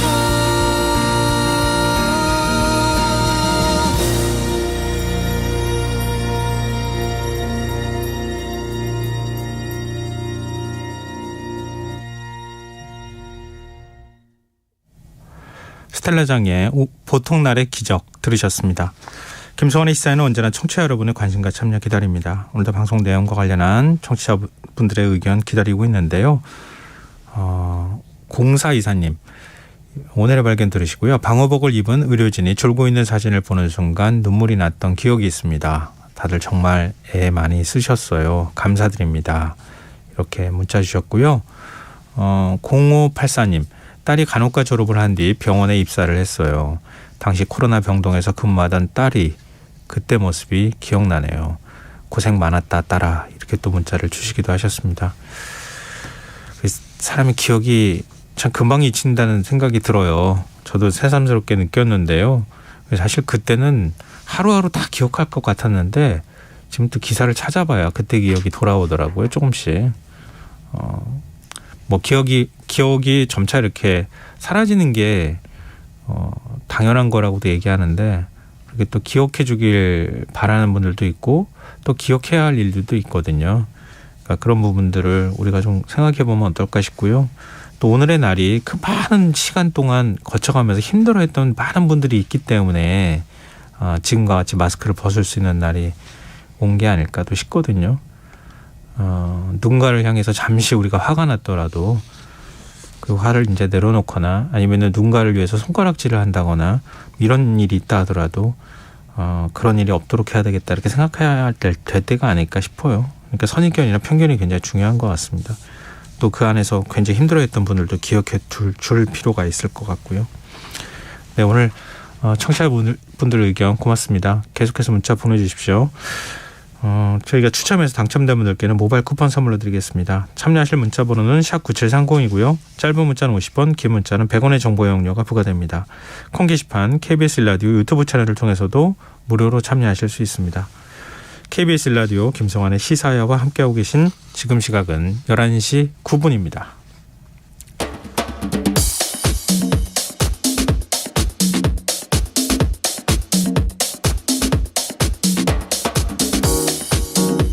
오늘 일어난 세상 곳곳의 소식들 당일 배송으로 전해드립니다. 밤철뉴스 이현경 뉴스캐스터와 함께하겠습니다. 안녕하세요. 네, 안녕하십니까. 오늘부터 대중교통에서 마스크 착용 의무가 해제됐어요. 네. 근데 다들 마스크를 착용하고 대중교통 이용하시더라고요. 네, 진행자하고 저도. 그러게요. 그러니까 잠깐 나오면서 벗고 가볼까? 이런 생각이 들긴 했는데, 그냥 쓰자. 이렇게 되는 거예요. 근데 청취자분들께서 오해하시는 분들이 있어요. 네. 아니, 다 마스크 벗으라고 해놓고. 네. 당신들은 마스크를 쓰고 있는 거냐. 네, 그렇게 오해하시는데요. KBS 여기는 조금 좀 특수한 상황이라서 감염이 가급적 되지 말아야 할 공간이라서 저희가 최대한 조심하고 있다는 말씀드립니다. 그러니까 청취자 여러분들 생활에서 마스크를 착용하는 거 여부는 좀 편안하게 생각하셔도 될 때가 왔다 이렇게 보시면 될 것 같습니다. 예, 저는 갈등 상황이 생길 때는 그냥 생각하기 편한 쪽으로 단순하게 생각하는 타입이어서 벗을까 말까 하다가 제가 도저히 못 견디게 됐으면 벗겠다라는 생각이 좀 들었던 거예요. 그리고 이제 저랑 같이 일하시는 분들이 이제 부모님을 모시고 사시는 분들이 계시니까 혹시나 해서 서로 좀 불편할 수 있으니까 이제 마스크를 쓰고 있는데 오늘 제가 아침에 출근길에 이렇게 보니까 버스 안에 마스크를 벗고 있는 사람 한 명도 못 봤어요. 네. 근데 기자분들도 지하철 역사에도 가보고 KTX역에도 가보고 버스도 탔는데 그런 분을 한두 분 정도 볼까 말까 하고 또 마스크를 안 쓰고 계시다 옆에 사람 이렇게 쳐다보면 도로 쓰시고 이제 이런 일들이 많은 거예요. 그래서 알고 보니까 첫 번째는 우리가 2년 5개월이 넘게 마스크를 쓰고 다녔잖아요. 네. 때로는 피부의 일부분인 것처럼 느껴질 때도 있거든요. 네. 그러다 보니까 습관이 안 돼서 그냥 당연히 마스크를 쓰는 거라고 생각해서 아무 생각 없이 평소대로 출근하신 분들이 굉장히 많았습니다. 그리고 이제 제가 말씀드린 것처럼 나는 좀 벗고 싶은 생각이 좀 있어요. 예. 그런데 다들 쓰고 계시고 또 벗고 있으면 이렇게 쳐다보는 그 시선들 때문에 다른 사람 다 쓰고 있으니까 나 혼자 벗고 있기가 약간 민망해서 주머니에 어떤 마스크를 도로 꺼내서 쓰시는 분들도 계시고요. 그리고 이제 그 택시 타시는 분들 이런 얘기 하시더라고요. 전 그것도 좀 맞다는 생각이 들었던 게 네. 난 좀 벗고 타고 싶은데 택시 운전하시는 분은 굉장히 많은 승객분들을 태우시잖아요. 그렇죠. 네. 그러니까 혹시 불편해하실까 봐 제가 마스크를 쓰고 타요 하시는 분들도 굉장히 많았습니다. 나만 빼고 다 쓰고 있을 것 같아가지고 당분간 쓰겠다는 분들이 많은데 근데 예상은 이렇게 하시는 거예요. 5월 넘어가면 이제 땀방울 송글송글 맥히고 걸어 다닐 때 더워지잖아요. 네. 이제 그러면 그때는 하나 둘씩 이렇게 벗기 시작하면 나도 벗을 수 있지 않을까 이렇게 예상들을 하시면서 그래도 이런 거 있잖아요. 규제가 풀렸다는 게 네. 나는 마스크를 쓰고 있지만 마음은 좀 홀가분한. 그렇죠. 그거는 맞죠. 네, 마음은 좀 홀가분한. 마음 놓고 뭐 마스크 벗고 다니고 싶을 때 어떤 주변 시선 의식하지 않고 할 수 있다는 생각 할 수 있죠. 네. 그 영내 방송도 열차 내 마스크 착용 의무가 전면 해제됐습니다. 실내 혼잡 시간에는 마스크 착용을 적극 권고하오니 협조해 주시기 바랍니다. 이렇게 안내 방송도 바뀌었어요. 버스 태그 이렇게 하면 마스크 착용해 주시기 바랍니다. 예. 그게 약간 명령처럼 들릴 때가 있었거든요. 네, 그런 풍경들을 좀 보실 수가 있었습니다. 근데 또 마스크 못 벗는 이유 중에 하나가 미세먼지 때문이에요. 그러니까요. 미세먼지가 너무 심하더라고요. 모든 게 뻐해가지고 예민하신 분들은 목 따끔거린다는 분들이 많았어요. 특히 알레르기 좀 있는 분들은 힘들어요. 네, 저요.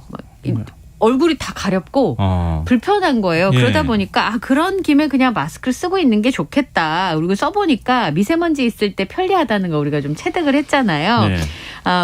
미세먼지가 찾아오면서 남산에서 본 이 도심의 모습이 굉장히 뿌옇게 보이기도 하고요. 짙은 미세먼지 탓에 멀리 보이던 이 산세도 아주 희미하게 보이는 날이었는데 확연히 초미세먼지가 나빴던 오늘은 다른 날과 비교해 보면 차이가 좀 났습니다. 지금 미세먼지가 그제 밤부터 중국발 스모그가 유입된 이후에다가 대기가 그대로 머물러 있으니까 아침에 안개 꼈죠. 오염물질이 결합이 돼서 초미세먼지 농도가 굉장히 많이 높아졌습니다. 전국의 대기질이 대부분 나쁨 단계를 보이고 있어서 사실 노약자분들을 외출하실 때 KF80 이상의 마스크를 쓰시는 것도 굉장히 좋겠고요. 이 고농도 미세먼지는 내일까지 계속되겠고 모레 오후에 비가 좀 내리면서 해소가 될 것으로 보입니다. 근데 참 그런 게요. 수도권에서 오늘이 아마 올해 들어 처음으로 미세먼지 비상 저감 조치가 실시가 됐습니다. 초미세먼지가 오전 한때는 매우 나쁨 수준까지 치솟았기 때문에 서울에서 도로 물청소했었고요. 그다음에 배출가스 5등급 노후 경유차 운행이 제한된 날이었는데 작년보다 올해 미세먼지 나쁨 날이 되게 많아졌대요. 네. 이유는 코로나 이후로 이제 일상 회복에 들어가면서 경제 활동을 예전처럼 다시 하잖아요. 예. 그러다 보니까 아무래도 미세먼지가 좀 늘어날 수밖에 없는 상황이고 이걸 줄이려면 뭐 아시다시피 척단 화력 발전 같은 거 줄여야 되잖아요. 예. 근데 그게 좀 쉽지 않은 측면들도 있습니다. 저희 청취자 김한수님께서요. 버스 기사인데요. 마스크 때문에 실랑이를 하지 않고 맞아요. 있으니 좋아요. 이렇게 또 부전해 주셨어요. 약국에서 이제 개방형 약국에서 그런 얘기들 많이 하시더라고요. 써주세요. 그 얘기 안 하는 것만으로도. 왜 써야 돼요? 이러면 이제 실갱이가 되니까. 그렇죠. 그거 안 하시는 것만으로도 좋으시대요. 버스 기사는 다 불특정 다수를 만나는데 그런 그러니까요. 얘기 하느라고 막 실랑이하고 네. 또 운전도 하셔야 되지 다른 데 안전이나 이런 것도 주의하셔야지 막 그러니까 굉장히 스트레스였던 것 같아요. 예민해지실 그동안에. 수밖에 없죠. 네. 이제는 뭐 그런 얘기 안 해도 사실은 자율에 네. 맡겨놓으니까 좋다 이런 말씀도 하시고요. 마스크를 착용할 때 미세먼지 를 차단해 주는 것 외에도 또 뭐 여러 가지 장점이 있다고요? 네. 저 같은 경우는 알레르기 비염이 있어서 겨울에서 봄 넘어갈 때 되게 괴로워요. 우선 온도가 변하면 가렵기도 하고 콧물도 많이 나고요. 그다음에 꽃가루랑 미세먼지가 날리기 시작하면 굉장히 괴로운 상황이거든요. 봄철마다 약을 뭐 먹거나 이런 분들이 꽤 있어요. 네. 그러니까 말하자면 점막이 과잉 반응을 하는 질환이 네. 이제 알레르기 비염인데 이럴 경우에는 제가 마스크를 쓰고 있으면 상대적으로 좀 덜하죠. 미세먼지도 덜 들어오고 꽃가루도 덜 날리게 덜 이제 접촉을 하게 되니까 마스크 착용을 하시면 훨씬 더 좋고요. 그래서 코로나19 때 마스크를 쭉 써보니까 그런 점은 좋겠다. 네. 그리고 내가 써보니 좋더라라고 하는 얘기들이 많이 올라오고 있습니다. 그래서 많은 분들이 그냥 마스크 착용 의무 해제와 상관없이 당분간 꽃가루 날리고 미세먼지 좀 심해질 때는 써야겠다 하시는 분들도 꽤 많으신 것으로 보이고요. 그다음에 호흡기 질환이 있으신 분들, 계절에 이제 온도 변할 때 호흡기 질환이 있으신 분들은 네네. 마스크 착용하고 손만 잘 씻는 네네. 거로도 우리가 병원 안 가도 되는 날들이 맞아요. 많아졌다는 네. 걸 많이 느끼잖아요. 그리고 내가 이렇게 좀 걸려도 다른 사람들한테 예. 안 옮길 수 있으니까 좀 덜 미안하고 그래서 이 호흡기 질환이 있으실 경우에는 마스크 착용해 주시는 게 훨씬 더 도움이 되고요. 요즘에 전 어떤 때가 좋으냐면 아침하고 저녁하고는 쌀쌀하고 낮에 덥잖아요. 그래서 저녁이 좀 쌀쌀해지고 해가 질 때 마스크를 쓰고 있으면 제법 따뜻해요. 여러 장점이 있더라고요. 예. 조만간 따뜻하다고 느끼지 않으실 때가 올 거예요. 곧 네. 곧 올 거예요. 아 참. 이 마스크 하나가 이렇게 삶을 바꿔놓을 줄은 아무도 맞아요. 예상하지 못했던 것 같아요. 근데 마스크 착용을 굳이 이제 미세먼지를 이유로 해야 된다는 얘기를 하는 건 참 어찌 보면은 별로 좋은 소식이 아닌 거잖아요. 그렇죠. 지금 이런 상황 같으면 미세먼지 없애주는 비라도 좀 시원하게 내렸으면 좋겠는데. 맞아요. 지금 또 산불 때문에도 또 그런 거잖아요. 진짜 제가 너무 자주 산불 소식을 전해드리게 되는데요. 아주 크게 뭐 며칠씩 대형 산불이 발생하는 건 거의 재난 상황이기 때문에 네. 방송에서 많이 전해드리지만 2-3시간 화재가 났다가 진화가 되는 경우는 좀 덜 전해지고 그러나 피해는 거기 사시는 분들은 굉장히 크게 받거든요. 저는 예. 그런 부분이 좀 우려가 됐었는데요. 오늘 2시 19분쯤에 충남 서천군 마사면 요곡리 야산에서 불이 발생을 했습니다. 2시 19분에 발생한 산불이 오후 5시 10분에 꺼졌는데 바람이 제법 많이 불었어요. 초속 9m의 강풍이 불었고 진화 헬기만 16대, 산불 진화 장비 22대, 그리고 진화대원만 116명이 투입이 돼서 산불의 영향을 받은 구역은 12헥타르입니다.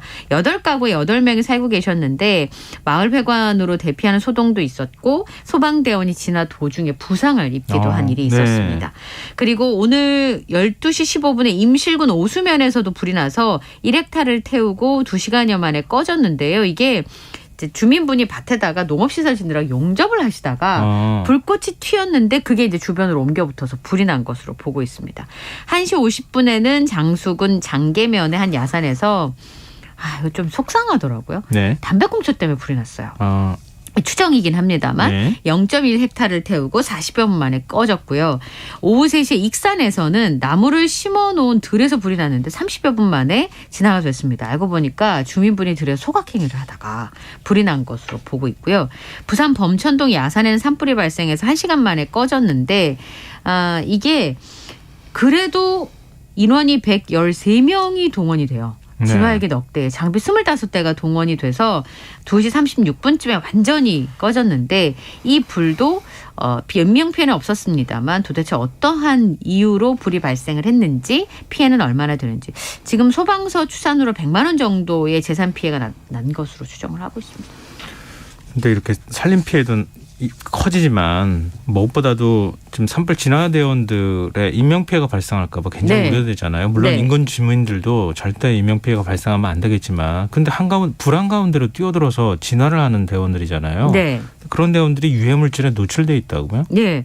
우선은 이 산불 현장에 지난 11일에 하동에서 불났을 때 60대 산불 예방 진화대원이 이제 깜깜한 밤에 보통 이거 그 진화 장비를 이고 걸어서 올라가시는 그게 거잖아요. 물통이에요. 그러니까 굉장히 무겁고 위험한 상황인 거죠. 좀 무겁죠. 예. 예, 그래서 산불 예방 진화대원이 사망하는 사고가 있었는데요. 실제로 보니까 보통 한두 달 정도 산불 전문 예방 진화대원으로 활동하시는 분들이 한 40명 내외, 남양주 같은 경우만 해도. 예. 근데 한두 달 기간제로 일을 하시는 거예요. 그러다 보니까 제가 생각을 해봤어요. 우리나라 소방대원분들도 장비가 부족해서 늘 그거 벌충해줘야 된다 그러잖아요. 네. 근데 이분들은 한두 달, 뭐 가을철이나 아니면 봄에 그 산불의 위험도가 높을 때 보통 잠깐 일을 하시던 거다 보니까 아무래도 말씀드린 것처럼 지급되는 물품이라든지 지원이라든지 하는 게 좀 미흡한 부분들이 많이 있습니다.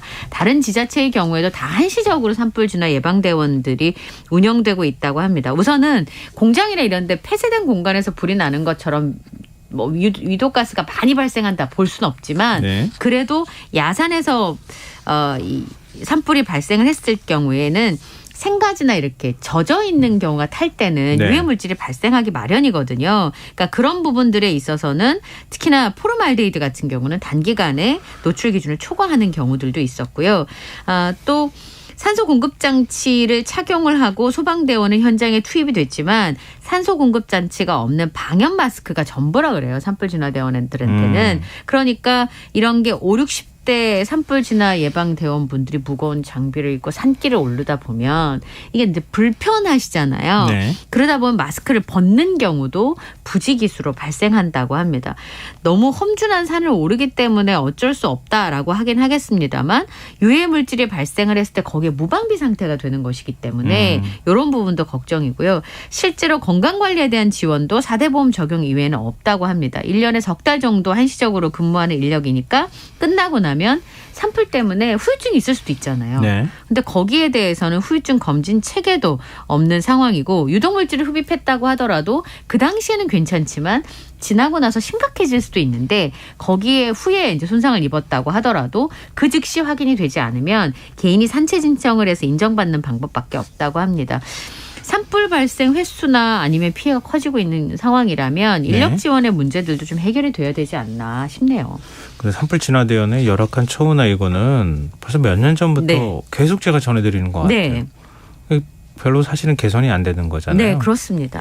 한 시기에만 근무를 한다는 이유로 그러니까 굳이 그런 걸 해줘야 될 이유가 없다 뭐 이렇게 생각하는 거 아닌가 싶기도 한데. 네, 언론의 이제 그 시선도 산불이 많이 발생할 때만 그분들의 고통이나 힘듦에 대해서 잠깐 보도가 있다가 이후에 후속 보도나 이런 부분들도 연약한 거잖아요. 그러게 말입니다. 예. 근데 뭐 최소한 그래도 그 불 속으로 뛰어드는 거나 다름이 없기 그러니까요. 때문에 산불이면 그 주변이 온도가 막 어마어마하게 올라가거든요. 너무 무섭다 그러시더라고요. 그럼요. 습도가.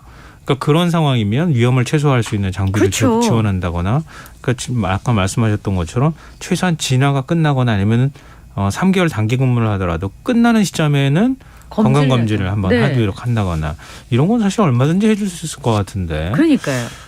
그래서 그러게 왜 안 하는지 왜 똑같은 얘기를 계속 해야 되는지 잘 모르겠습니다.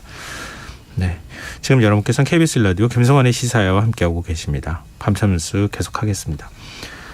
전국 장애인 차별 철폐연대가 오는 23일부터 지하철 탑승 시를 다시 시작하겠다 이렇게 밝혔어요. 네, 23일 오전 11시부터 시청역 1호선 승강장에서 지하철 탑승 시위를 재개할 것이다 라고 얘기를 했습니다. 이 박경석 전장현 상임 공동대표가 지금 서울시에서 표적 조사를 하고 있다 이런 비판을 했습니다. 예. 그러니까 거주 시설에서 나온 장애인 1000여 명을 대상으로 전수 조사를 나선다고 밝혔는데 네. 실태 조사의 경우에는 당사자한테 이런 조사를 합니다. 그리고 이 목적은 이런 것이고 어디부터 어디까지 하겠습니다. 이렇게 예. 설명을 해야 되는데 서울시가 그런 설명 안 하면서 무리하게 민감한 개인정보를 임의 제공하기를 요구하고 있고 그다음에 아침 일찍 저녁 아무 때나 방문을 하고 조사를 안 받으면 서울시의 활동 지원 추가 급여를 중단할 수 있다고 협박까지 하고 있다. 이게 이제 전장현 측의 주장인데 네. 이미 그 사람이 수급자에 대한 자격 관리나 적정성 여부는 보건복지부를 통해서 이루어지고 있는데 왜 서울시에서 일제 조사를 하는 것이냐. 네. 이건 명백히 과잉 행정이고 과도한 개인정보 취합과 강압조사 행위라고 하면서 네. 중단을 하라 이런 요구를 하고 있는 겁니다. 서울시는 뭐라고 하는지가 궁금하네요. 근데 지금 서울시에는 여러 가지 요청을 하고 있는 상황인데요. 지금 말씀드린 것처럼 탈시설 정책의 성과와 문제점을 좀 살펴보겠다라는 취지로 이 조사를 시행하고 있는 거거든요. 그런데 이게 충분히 설명이 되지 않은 경우에는 전장년의 주장대로 복지부에서 수급 자격이라든지 이런 건 계속 모니터링을 하고 있는데 네. 갑자기 왜 천여 명만 들여다보고 있는 것인지, 그리고 들여다보는 과정은 정당한 것인지, 이런 부분에 대해서 답변이 좀 필요할 것 같기는 하고요. 예. 어쨌든 이렇게 되면서 지하철 1호선 시청역에서부터 23일 오전 11시부터 이제 다시 시위를 재개한다고 하니까 또 시민들의 불편도 사실 걱정이 되는 건 사실이에요. 그러면 기존에는 4호선을 위주로 시위를 그랬죠. 했잖아요. 근데 시청역이면 1호선 시청역인가요? 네, 2호선하고도 또 연결이 돼 있잖아요. 그러니까 서울시청 1호선하고 2호선이 이제 예. 서울시청역을 지나가잖아요. 거기를 중심으로 지하철 탑승 시위를 하겠다고 박경석 대표가 밝혔는데요. 23일부터는 4호선에 머물지 않고 이제 1호선, 2호선까지 확대하겠다라는 겁니다. 그리고 박경석 대표가 열차를 지연시켰다라고 하는 혐의로 수사를 받으면서 지난 17일에 체포가 돼서 조사를 네. 받고 다음날 석방되기도 했었죠. 왜 무리하게 체포를 합니까? 이렇게 석방이 될 수밖에 없었다고 하면 네. 그럼 좀 아쉽다는 생각이 드는데요. 네. 서울시도 사실 오해가 없도록 해야 되지 않을까 싶어요. 그러니까 천여 명만 조사를 하는 이유가 무엇인지 이제 의도가 있을 수 있잖아요. 정책을 위반하는 데 있어서 필요한 조사라고 한다면 충분한 소통이 좀 필요할 것 같네요. 네, 뭐 의도하고 상관없이 이런 조사를 한다는 것 자체 행위가 어떻게 해석이 될지 예. 이것도 서울시가 좀 고려를 해야 되지 않을까 싶네요. 자, 다음 뉴스로 넘어가 보겠습니다. 인천에서 일가족 5명이 한꺼번에 숨진 채 발견이 됐어요. 네. 경찰이 지금 수사 중이라고요. 우선 경찰에서는 40대 가장이 가족을 모두 다 살해를 하고 본인은 극단적인 선택을 했다, 이렇게 보고 있습니다. 18일 오전 10시 37분 인천에 있는 한 단독주택에서 일가족 5명이 쓰러진 채 발견이 됐습니다. 네. 사건 당시 남편이 40대였는데 이 친척이 찾아왔어요. 그런데 네. 쓰러져 있는 가족을 보고 112에 신고를 해서 보니까 아빠는 방 안에 홀로 남겨져 있고 다른 방에 자녀와 아내가 쓰러져 있는 것을 발견을 했습니다. 경찰에서는 외부 침입 흔적이 없으니까 네. 남편이 아내와 자녀들을 살해를 하고 본인은 극단적인 선택을 한 것으로 보고 지금 사건 경위를 조사를 하고 있고요. 또 가족에 대해서 부검도 국립과학수사연구원에 의뢰를 한 상황입니다. 근데 이웃 주민들의 증언을 보면 화목한 가정이었다고 하는데요. 네. 인터뷰를 제가 쭉 보니까 아주 사이가 좋았다. 그런데 최근에 금전적인 어려움을 겪었던 것으로 주변 분들이 알고 계시더라고요. 네. 그래서 그런 부분들에 있어서 굉장히 안타깝다라고 하는 그 감정을 표하셨는데요. 사실 가슴이 제일 아팠던 거는 집 앞에 주차된 가족 차량의 앞 유리창에 자녀가 작성한 것으로 보이는 사랑해라고 써 있는 예. 손편지가 너무 많은 사람들의 가슴을 아프게 한 거죠. 실제로 주민분들의 얘기를 들어보면 살려달라는 소리를 들었다라고 하는 주민분도 계시고요. 예. 그리고 남편분이 그러니까 외관을 직접 고치고 굉장히 살뜰했다. 아이들하고 잘 놀아주는 정말 화목한 가장이었다. 이렇게 이제 이웃들이 기억을 하고 계시는 거예요. 근데 최근에 이제 그 여러 채널을 통해서 보도된 내용들을 보면 네. 우선은 이 가장분이 최근에 주식 투자를 했는데 실패를 하신 거예요. 네. 채무를 5억 원 정도 지게 돼서 굉장히 어려워했다고 합니다. 근데 지금 살고 있는 집이 한 3억 1천만 원 정도 대출기고 정도인데 부채가 이제 5억이니까 굉장히 허덕될 수밖에 없는 상황인 거죠.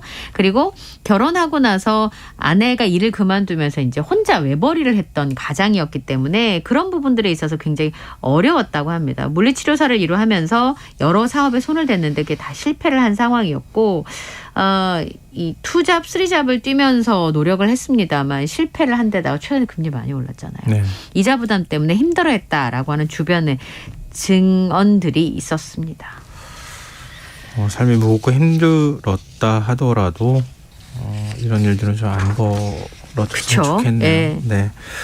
자, 마지막 뉴스로 가겠습니다. 늦게 결혼하는 만혼 현상이 심해지면서 20대 초반 신부보다 40대 초반 신부가 많아지는 현상이 나타났어요. 네. 그러면 이제 왜 그렇게 됐을까? 네. 두 가지 이유가 있는데 하나는 20대 인구 자체가 줄고 있고요. 예. 태어나는 아이들의 숫자가 계속 줄고 있으니까. 네. 그다음에 이제 가치관의 변화도 있다 보니까 아무래도 40대 초반의 신부들이 많아지고 있는데 20대 신부보다 40대 초반의 신부가 많아졌다 보니까 좀 충격적이긴 하더라고요. 제 주변에 20대에 결혼하는 경우가 이제 거의 없어요. 제 주변에도. 네, 실제로 좀 살펴보면 우선은 20대 초반의 여성의 혼인 건수가 13만 6,918건에서 113건으로 93%가 줄었어요. 이게 네. 25년 전으로 비교하면. 예. 그러니까 10%도 안 남았다는 거죠. 반면에 40대 초반의 여성의 혼인 건수는 같은 기간에 7,322건에서 25년 만에 50%가 늘어난 1,949건이었다고 합니다. 실제로 1997년보다 3.9배 수준으로 40대 여성의 초혼이 늘어났다고 하는데요. 네. 우선은 고연령대 인구가 많이 줄었어요. 20대 초반의 여성이 29.2%가 25년 동안 줄었는데 40대 초반의 여성은 같은 기간에 16.3%가 늘어났습니다. 그러니까 인구 자체가 40대 초반이 많으니까 결혼 건수도 많을 수밖에 없고, 그다음에 예전에는 결혼을 이제 늦어지게 되면 압박을 받는 경우도 있었는데 네. 최근에는 사회 진출 시점도 늦어지고 꼭 결혼을 해야 되는 거야라고 하는 경우도 있고, 김연아 씨 커플을 보면 알 수 있듯이 연상연하 커플들도 많아지고 있기 그러게요. 때문에 아무래도 40대 초반의 신부들이 훨씬 더 많아진 것으로 보입니다. 근데 실제로 생각해보면 20대 초반의 신부는 제가 못 본 것 같네요. 최근에. 저도 축의금을 낸 지가 좀 된 것 같은데. 저는 축의금을 낸 적도 있는데 20대 초반은 거의 못 본 것 같아요. 참 앞으로 더 줄을 가능성도 있을 것 같아서 걱정이 되네요. 네. 오늘 밤참스 여기까지 하겠습니다. 지금까지 이현경 뉴스캐스터와 함께했습니다. 고맙습니다. 네, 감사합니다.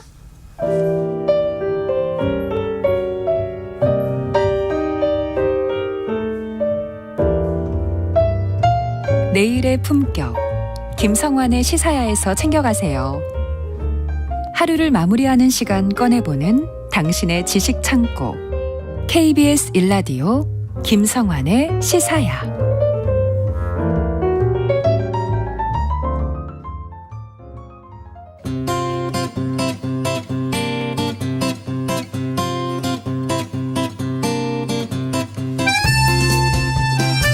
올해도 미중 갈등이 계속 이어지고 있죠. 미국은 중국을 견제하기 위해 결성한 안보협의체 오커스의 첫 합의를 이끌어냈고요. 사우디아라비아와 이란의 외교 복원을 이끌어낸 시진핑 중국 국가주석은 오늘 러시아를 방문해서 푸틴 대통령을 조만간 만날 예정입니다. 결국 반미 공조를 강화하는 메시지가 나오지 않겠느냐라고 하는 얘기까지 나오는데요. 세계의 면, 오늘은 미국과 중국 사이에서 펼쳐지고 있는 치열한 외교 전쟁 살펴보도록 하겠습니다. 외신캐스터 전주현 씨 나와 계십니다. 안녕하세요. 네, 안녕하세요. 네. 시 주석은 오늘 푸틴 대통령과 만났고요. 내일 만났어요? 네, 정상회담을 합니다. 만나긴 만났지만 정상회담은 내일. 네, 그렇습니다. 공식적으로 이제 참모들하고 다 같이 하는 정상회담을 내일 하게 됩니다. 네. 내일 10시쯤. 네. 현지 시각으로 10시니까 우리 국내 시각으로 오후 4시쯤 될 거예요. 오늘도 굉장히 늦게 러시아에 도착을 했더라고요. 예. 근데 별로 표정이 밝아 보이지 않았어요. 제 느낌은 그랬네요. 네. 일단 미국과 영국, 호주로 구성된 대중국 견제 안보협의체 오커스가 지난주 처음으로 대면 정상회담을 개최했어요. 호주의 추진 잠수함을 조기에 공급한다는 계획이 발표됐네요. 네, 13일이었어요. 미국, 영국, 호주 정상이 미국에서 만났습니다. 그래서 정상회담을 가졌고요. 2030년대 초까지 미국이 호주에 버지니아급 핵추진 잠수함 3척을 판매한다. 필요하면 최대 2척을 더 판매할 수 있다라는 내용을 담은 공식 성명까지 발표를 했습니다. 사실 오커스가 결성된 지 18개월 만에 이런 첫 합의가 나온 거예요. 그래서 미국이 또 주목이 되는 건 핵추진 잠수함 관련 기술을 다른 나라에 주는 게 58년에 영국에 줬던 이후에 처음입니다. 그러니까 굉장히 좀 이례적인 그런 일이 되겠고요. 네. 그래서 미국과 영국이 빠르면 2027년부터 호주에 핵추진 잠수함을 전진 배치하게 되고요. 기술 협력도 합니다. 그래서 이제 그 이후에는 호주에서 핵 잠수함을 만들게 돼요. 이 버지니아급 잠수함이 잠수함이 어떤 잠수함이냐면 7,800톤급의 최신형 잠수함입니다. 순항 미사일 40기를 발사할 수 있고요. 네. 재급유가 필요하지 않은 상태에서 장시간 수중에 머무를 수가 있거든요. 하지만 전략 핵 잠수함과 다르게 핵무기는 탑재하지 않게 됩니다. 그래서 계획이 실현되면 호주가 미국, 러시아, 중국, 영국, 프랑스, 인도에 이어서 이제 7번째로 핵 잠수함을 갖게 되는 국가가 되게 됩니다. 이제 2021년 9월에 이 세 나라가 오커스를 창설했거든요. 그런데 그때 발표했던 일정은 2040년 이후에 핵 잠수함 선단을 창설하겠다라는 거였는데 지금 2030년대 초까지 준다고 했으니까 일정이 10년 정도 좀 앞당겨진 셈입니다. 지금 인도태평양 지역에서 중국이 위협 수위를 고조시키고 있다. 그래서 미국이 핵심 동맹국들과의 군사협력 수준을 한층 높이겠다는 것이다. 뭐 이렇게 분석이 나오고 있고요. 일단 오커스가 말씀하신 것처럼 대중국 견제를 위한 안보 협의체입니다. 인도 태평양 중국도 견제하고 인도 태평양 영내 안정을 위해서 이제 출범을 이제 시켰다 뭐 그런 이제 의도를 갖고 있는데 이번 핵 잠수함 판매 결정이 오커스 출범 이후 첫 번째 합의이고요. 가디언지는 남중국해에서 중국의 해군력이 강해지면서 호주 정부가 여기에 대한 억지력이 좀 필요하게 됐고 본토에서 좀 멀리 떨어진 곳에서도 작전을 수행할 수 있는 잠수함이 필요하다라고 느끼게 됐다라고 분석을 했는데요.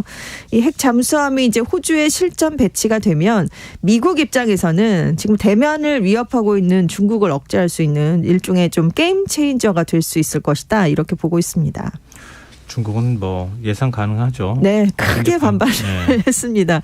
엄중한 핵 확산 위험을 초래하고 핵 확산 금지 조약의 목적과 취지에 위배된다라고 왕원빈 중국 외교부 대변인이 얘기를 하면서 결연한 반대 뭐 이런 표현을 썼습니다. 네. 공산당 기관지죠. 인민일보 계열의 글로벌타임스가 이번 사안은 아시아 태평양 지역을 신냉전으로 끌고 가는 경계석이 될 수 있다. 이런 보도를 내놨는데요. 지금 중국은 미국이 호주에 핵 추진 잠수함을 주는 데서 그치지 않고 핵 잠수함 기지도 건설하게 하고 미국과 영국 핵 잠수함에 대한 유지 보수까지도 맡길 수 있다. 이렇게 지금 주장을 하고 있습니다. 그러니까 아무래도 이제 미중 전략 경쟁 와중에서 이렇게 호주에 간다는 게 중국으로서는 달갑지 않은 일이 될 수밖에 없고요. 그리고 장기간 자망이 가능하잖아요. 핵 잠수함이. 그렇죠. 미국의 해상 전력과 연동돼서 태평양 일대에서 활동하게 되면 중국의 입장에서는 자국에 대한 미국의 포위망이 더 넓어지고 촘촘해지는 걸 의미하게 됩니다. 그러니까 반발을 할 수밖에 없고요. 그리고 이제 핵 추진 잠수함만 그냥 판매하고 끝나는 게 아니라 기동과 관련한 노하우를 전수한다던가 해도를 공유한다던가 후속 협력이 얼마든지 이루어질 수 있거든요. 그래서 호주 자체의 해군 전력도 강화될 수 있고 미국과 호주 해군이 좀 일체화되면 훨씬 작전을 펴는데 수월해지기 때문에 중국이 매우 경계할 수밖에 없는 상황입니다. 그리고 이제 이번 일로 그치는 게 아니라 여기서 시작이 돼서 핵 기술이 결부된 미국 주도의 안보 협력이 뭐 우리나라 일본 같은 다른 동맹국으로 확산될 가능성도 있기 때문에 중국이 반발을 하고 있고요. 특히 중국의 입장에서는 작년 5월에 호주에서 노동당 정부로 이제 정부가 바뀌었거든요. 그랬는데 그래서 호주랑 관계 개선을 굉장히 시도하고 있던 그런 시점이었습니다. 그런데 이번에 출범한 노동당 정부도 그 이전 정부랑 똑같이 이 핵 잠수함 합의를 승계하는 정도를 넘어서 이렇게 약간 중국과 적대적인 그런 입장을 계속 견제하고 있기 때문에 중국으로서는 반발할 수밖에 없는 그런 상황이었습니다. 일종의 중국을 차단하는 전략을 포위하는 거잖아요. 그렇죠. 포위 전략이라고 볼 수 있겠네요. 왜냐하면은 중국도 사실 에너지를 수입하는 데 의존할 수밖에 없는 나라잖아요. 네, 그렇습니다. 그러니까 중동에서부터 배가 움직여가지고 중국으로 가는 모든 길을 다 차단해버리겠다 이런 전략인 거잖아요. 그러니까 여차하면 그럴 수 있는 가능성이 얼마든지 있는 거죠. 그렇죠. 호주까지 나서서 동남아시아 지역이나 뭐 남태평양 지역으로 확장하려고 하는 중국의 세력을 견제할 필요가 있어서 이렇게 하는 거잖아요. 그렇습니다. 근데 그러면 중국도 이거는 반응이고 대응 조치를 마련해야 되는 거 아닌가요? 그래서 앞으로 미국의 전략적 포위망이 이렇게 좀 촘촘하게 마련이 되니까 그것을 뚫기 위한 그런 조치를 더 한층 내놓지 않겠느냐 이렇게 예상이 되고 있는데요. 일단 작년에 호주의 영향권 안에 있는 솔로몬 제도에다가 군함을 기항시킬 수 있는 안보 협정을 중국이 체결을 했습니다. 그리고 최근에 남태평양 도서국 전담 특사를 임명했어요. 계속해서 현지에 파견을 하면서 관계를 강화하고 있는 그런 상황이고요. 중국 안에서는 우리도 핵잠수함을 더 확보해야 된다 이런 주장까지 나오고 있어요. 그래서 인도태평양과 남중국해를 둘러싸고 지금 서방과 중국 간의 군사적 긴장이 높아지지 않겠느냐 이런 얘기가 나오고 있고 지금 이번 사안을 계기로 북핵 해결을 위해서 중국이 대북 영향력을 행사하길 기대하기는 좀 어려워졌다 이런 관측이 나오는데 왜냐하면 동맹국과의 공조를 강화한다면서 지금 미국이 NPT 체제를 흔들고 있는 게 아니냐. 미국이 자기들은 그러면서 우리 보고는 북한과 이란의 핵무기 개발을 저지하는 데 협조하라고 요구한다는 게 말이 되느냐. 중국이 얼마든지 이렇게 나올 가능성이 있다는 거죠. 그러네요. 네. 그리고 이제 라브로프 러시아 외교장관도 중국의 편을 들면서 서방이 오커스 같은 기구를 만들어서 아시아 태평양에서의 대결을 추진하고 있다라면서 그런 입장을 내놓기도 했습니다. 근데 미국이 오커스 합의를 내놓으면서 중국에 대한 압박 수위를 조절했다. 이런 평가가 나오는 이유는 뭡니까? 너무 팽팽하면 그 위험해지잖아요. 양국이 그렇죠. 서로요. 네, 네. 그래서 조절을 했다는 얘기인데 설리번 백악관 국가안보보좌관이요. 이번에 오커스 합의가 이루어질 때 이제 브리핑을 했는데 우리는 인도태평양에서 북대서양 조약기구 같은 걸 창설할 생각은 없다. 이런 얘기를 한 겁니다. 네. 그러니까 오커스가 나토보다는 좀 느슨한 군사협력체를 유지할 것이다. 이런 뜻을 나타낸 건데요. 지금 안 그래도 미중이 최근에 중국발 정찰 풍선 격추 사태 때문에 긴장이 좀 높아진 상황이었거든요. 그런데 이런 얘기도 하고 또 이 설리번 보좌관이 미중 정상회담 개최 가능성도 좀 열어두는 발언을 했기 때문에 좀 오커스로 압박을 가하는 한편 대중국 압박 수위를 좀 조절하는 그런 모습도 보였다. 이런 평가가 나왔습니다. 오커스 뒤에 네. 또 있는 게 있어서 그런 거 아닌가요? 이른바 쿼드 때문에. 그렇습니다. 이걸로 굳이 하지 않아도 쿼드가 더 든든한 네네. 느낌이 미국 입장에서는 들 것 같은데. 네, 거기에다가 지금 기존의 쿼드 말고 이번엔 캐나다가 한국, 미국, 일본의 새로운 4국 협력 체제를 구축할 것을 제안했다라는 게 일본 교도통신에서 보도가 나왔어요. 네. 그러니까 지금 쿼드가 미국과 일본, 호주, 인도 이렇게 4개 국가가 협력하고 있는 체제잖아요. 네. 근데 이제 이 쿼드처럼 중국, 러시아, 북한의 위협에 대응하기 위해서 이제 한국과 미국, 일본, 캐나다가 뉴 쿼드를 만들자 이런 얘기를 했다는 겁니다. 그래서 캐나다가 1월에 이제 기시다 일본 총리가 캐나다를 방문했을 때 이런 구상을 제안했다고 해요. 그래서 일본 정부가 지금 수용 여부를 검토하고 있는 것으로 알려졌는데 캐나다는 한미일 동맹 확장이 이 환태평양 지역에 속한 자유민주주의 국가들의 관계를 강화하는 데 도움이 될 것이다. 이렇게 보고 있다고 합니다. 그래서 지금 미국도 지금 이 캐나다의 계획에 좀 찬성을 하고 있는 것으로 당연히 그렇겠죠. 그렇게 전해졌고요. 지금 5월에 일본 히로시마에서 G7 정상회의가 열리거든요. 네. 근데 캐나다랑 일본, 미국이 다 G7 회원국이잖아요. 네. 근데 지금 우리나라는 회원국이 아닌데 일본이 지금 윤석열 대통령을 초청했다라는 얘기가 일본 언론을 통해 나오고 있기 때문에 이렇게 다 모이게 되면 개별 정상회담 등에서 이 뉴 쿼드 구상이 논의될 것 같다라는 얘기를 교도통신이 내놨습니다. 참 우리 안보가 아주 밀접한 관계가 있는 일이기 때문에 앞으로도 좀 계속 봐야 될 것 같아요. 그러니까 쿼드에 들어가게 되면 그만큼 또 다른 한쪽에서는 네. 갈등이 커진다는 그렇습니다. 얘기가 될 수 있으니까요.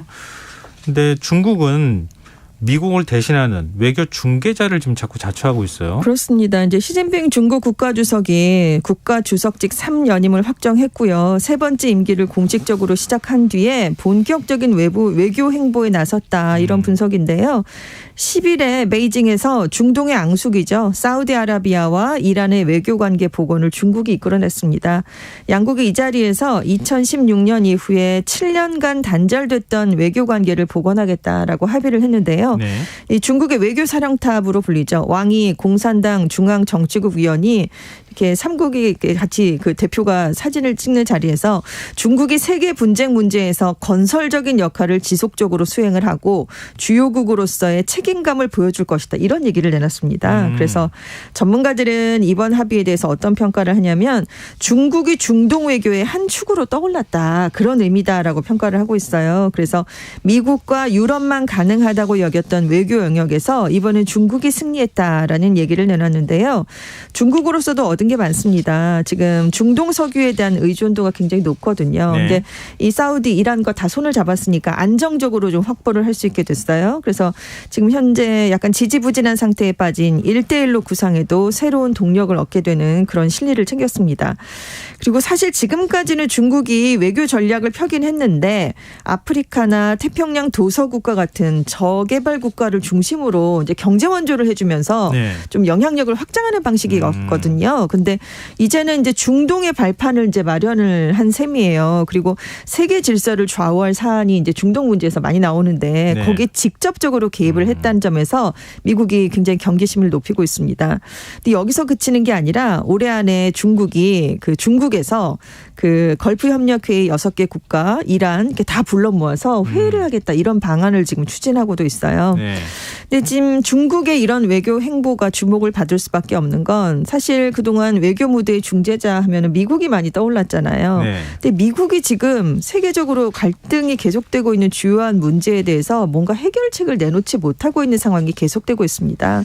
지금 사우디랑 이란의 갈등이 이렇게 이렇게 계속되면서 이렇게 외교 관계가 중단돼 있는 동안 네. 예멘 내전, 그러니까 이 두 나라 간의 대리전이라고 네. 평가를 받잖아요. 예멘 내전이 9년 동안이나 지금 계속이 되고 있는데 중동 정세가 불안한데도 미국이 트럼프 대통령 시절에 이란 핵협정도 일방적으로 파기를 했죠.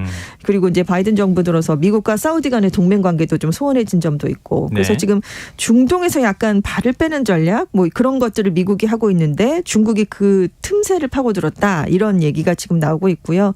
그래서 월스트리트저널은 중국의 최근 외교 공세는 군사력을 사용해서 다른 나라에 영향을 미치는 미국식 국제관계 모델이 있었는데 이제 중국은 상업적 관계로 그걸 대체할 수 있다라는 확신을 갖고 있었는데 그걸 점차적으로 실현해 가고 있는 것이다 이런 분석을 내놨습니다. 실제로 사우디랑 이란이 외교관계 복원에 합의를 했는데 그것만 살펴봐도 중국이 사우디 원유의 최대 수입국이에요. 그리고 이란의 최대 무역 파트너입니다. 그만큼 경제적으로 영향을 미칠 수밖에 없는 나라인데 그런 것들이 이런 외교 무대에도 영향을 끼쳤다는 거죠. 그런데 중동은 권위주의 정권이니까 인권에 대한 지적을 중국은 하진 않거든요. 그런데도 원유를 대량 구매해주고 그러니까 이 중동 국가들은 중국이 좀 매력적이다 이렇게 생각할 수밖에 없다 이렇게 됐다는 얘기입니다. 그런가 하면 앞서도 잠깐 얘기하셨던 것처럼 시진핑 주석이 오늘 러시아를 네. 방문했고요. 네. 그리고 푸틴 대통령하고 내일 네. 공식 정상회담을 가질 예정이에요. 그렇습니다. 지금 아마 전 세계가 주목하고 있을 것 같거든요. 네네. 지금 어떤 대화가 나올 것 같으세요? 그러니까 우크라이나 전쟁에 대한 얘기가 나올까? 여기에 이제 국제사회 관심은 가장 많이 쏠려 있는데요. 네. 뚜렷한 해법이 나오긴 좀 힘들 것이다라는 전망이 지배적입니다. 네. 그래도 그런 가운데 만약에 시 주석이 이번 러시아 방문에서 뭔가 합리적인 타협안을 이끌어내면 평화 중재자로서의 중국의 위상은 굉장히 올라갈 수밖에 없는 그런 그렇죠. 상황이 돼요. 근데 이제 중국이 뭔가 묘수를 갖고 있긴 힘들다 이런 얘기가 많으니까요. 그래서 실제적으로 성과를 내기는 어렵지만 일단 시 주석이 뭔가 중재를 했다라는 노력을 전 세계에 보여준다면 지금 뭐 굉장히 뭐 독재, 뭐 연임 이런 걸로 좀 안 좋았던 이미지를 좀 긍정적으로 바꾸는 그런 목적은 분명히 있을 것이다라고 블룸버그 통신이 분석을 했습니다. 네, 대만 문제하고도 또 관련이 있다고요? 네, 그렇습니다. 내년 1월에 대만의 총통 선거가 치러지거든요. 미국과 중국이 서로 영향력을 뻗치는 그런 모습을 보이고 있는데 집권 민진당의 차이잉원 총통이 다음 달 초에 미국을 갑니다. 그러니까 뭐 미국을 꼭 집어서 방문하는 게 아니라 다른 이제 중미 국가들을 방문하면서 미국을 이제 경유해서 가는 그런 방식인데요. 근데 같은 기간에 제1야당인 국민당 소속의 마잉주 전 대만 총통이 전현직 대만 총통 중에는 처음으로 또 중국을 방문하는 그런 일정이 잡혀 있어요. 같은 기간입니다. 네. 근데 지금 미중 갈등이 심화되면서 대만 해협의 긴장감도 굉장히 높아진 상황이잖아요. 그런데 이제 지금 그렇기 때문에 이제 대만의 집권 민진당은 미국과의 연대를 더 확실하게 굳혀서 중국의 공세에 좀 맞서보겠다 그런 계획을 세우고 있습니다. 그래서 미국산 무기 구입도 서두르고 경제 무역 협력도 확대하고 뭐 이런 방안들을 지금 시도하고 있는데 그래서 지난달에도 대만 외교부장하고 국가안전회의 비서장이 미국을 방문해서 안보회담을 열은 적이 있어요. 근데 네. 이번에 차이 총통이 가서 메카시 의장 같은 미국의 주요 인사를 만나게 됩니다. 그럼 거기서 나오는 메시지 가지고 또 굉장히 시끄러울 네, 것 같은데요. 그렇죠. 중국은 또 국민당을 지원해서 네. 대만의 정권 교체를 노린다 이런 이야기가 있나요? 그렇습니다. 아까 마잉주 전 대만 총통은 같은 기간에 이제 중국을 간다고 말씀을 드렸잖아요. 이 방중 기간에 마잉주 전 총통이 시진핑 주석을 만날 가능성도 있다 이런 얘기가 나오고 있어요. 그래서 이 차이 총통과 민진당은 대만 독립을 시도하는 분리주의 세력이다. 중국은 이렇게 보고 있잖아요. 그런데 이 마잉주 총통 시절에 굉장히 양안 관계가 좀 화해 모드로 접어든 적이 있습니다. 그래서 마잉주 총통은 약간 그런 입장이니까요. 그래서 지금 차이 총통은 임기 제한에 걸려서 내년 총통 선거에는 출마를 할 수 없기 때문에 그래서 다음 총통 선거에서 국민당으로의 정권 교체를 좀 시도해 보려는 게 아니냐. 그래서 중국이 국민당과의 관계를 강화하는 데 힘쓰고 있다라는 분석들이 지금 나오고 있는데요. 지금 우크라이나 전쟁 이후에 미국이 직접 참전을 하질 않았잖아요. 그래서 지금 대만 내에서는 반중 목소리가 좀 줄어든 것으로 나타나고 있습니다. 여론조사를 해봤더니 미국, 중국 다 잘 지내야 된다 이런 의견이 높아지고 있는데 왜냐하면 중국이 침공을 해도 미국이 대만에 무기만 제공하고 말 것이다라는 그런 여론이 지금 높아지고 있는 상황이에요. 그래서 중국이 이렇게 된 걸 기회로 해서 양안 관계의 평화를 바라는 대만 여론을 더욱 키우려는 게 아니냐 이런 분석이 나오고 있습니다. 근데 지금 그러면은 아까도 계속 얘기가 나왔던 거지만 중러 정상이 만나서 대화를 나누면 어떤 얘기를 할까? 이거 아닙니까? 주로 반미 전선을 강화하는 자리가 될 것이다. 이런 전망이 지금 우세한 상황인데요. 지금 양측 언론 기고를 양 정상이 미리 했습니다. 우리 관계는 이렇게 견고하다라는 점을 굉장히 강조를 했고요. 이 시 주석이 러시아를 간 거는 국제적으로 지금 푸틴 대통령이 고립되어 있는데 이 푸틴 대통령의 대내외 이미지를 강화하는 그런 기회가 될 것이다. 이런 평가가 나오고 있어요. 그러니까 강력한 우방이 있다. 이거를 서방 세계에 다 보여주는 굉장히 중요하고 상징적인 격려가 되고 아프리카나 중동, 아시아, 남미 지도자들에게 같이 할 수 있는 사람이다라는 신호를 시 주석이 보낼 수 있다. 그런 얘기가 되겠죠. 그래서 미국 중심의 국제 질서를 타파하는 그런 쪽에서는 분명한 합의가 나올 수 있다. 우크라이나전 중재는 좀 어렵겠지만 이런 얘기가 나오고 있고요. 시 주석이 세계에는 1등 국가와 보편적인 국가 모델, 특정 국가가 결정하는 국제 질서가 존재해서는 안 된다. 국제 다극화를 추구해야 된다라고 했는데 이게 사실 미국을 꼭 집어서 얘기한 건 아닌데요. 잘 들여다보면 그냥 미국을 얘기한 거거든요. 그냥 들어도 미국인데요. 네, 그렇습니다. 푸틴 대통령도 같은 그런 얘기를 했고요. 아마 이런 얘기들을 주로 나누지 않을까 싶습니다. 정상회담 결과를 한번 지켜볼까 싶네요. 자, 지금까지 세계이면 외신캐스터 전지현 씨였습니다. 고맙습니다. 네, 감사합니다. 김성환의 시사야 오늘 순서 여기서 마칩니다. 모바일 쿠폰 당첨자는 홈페이지 공지사항에서 확인하실 수 있습니다. 편안한 밤 되십시오.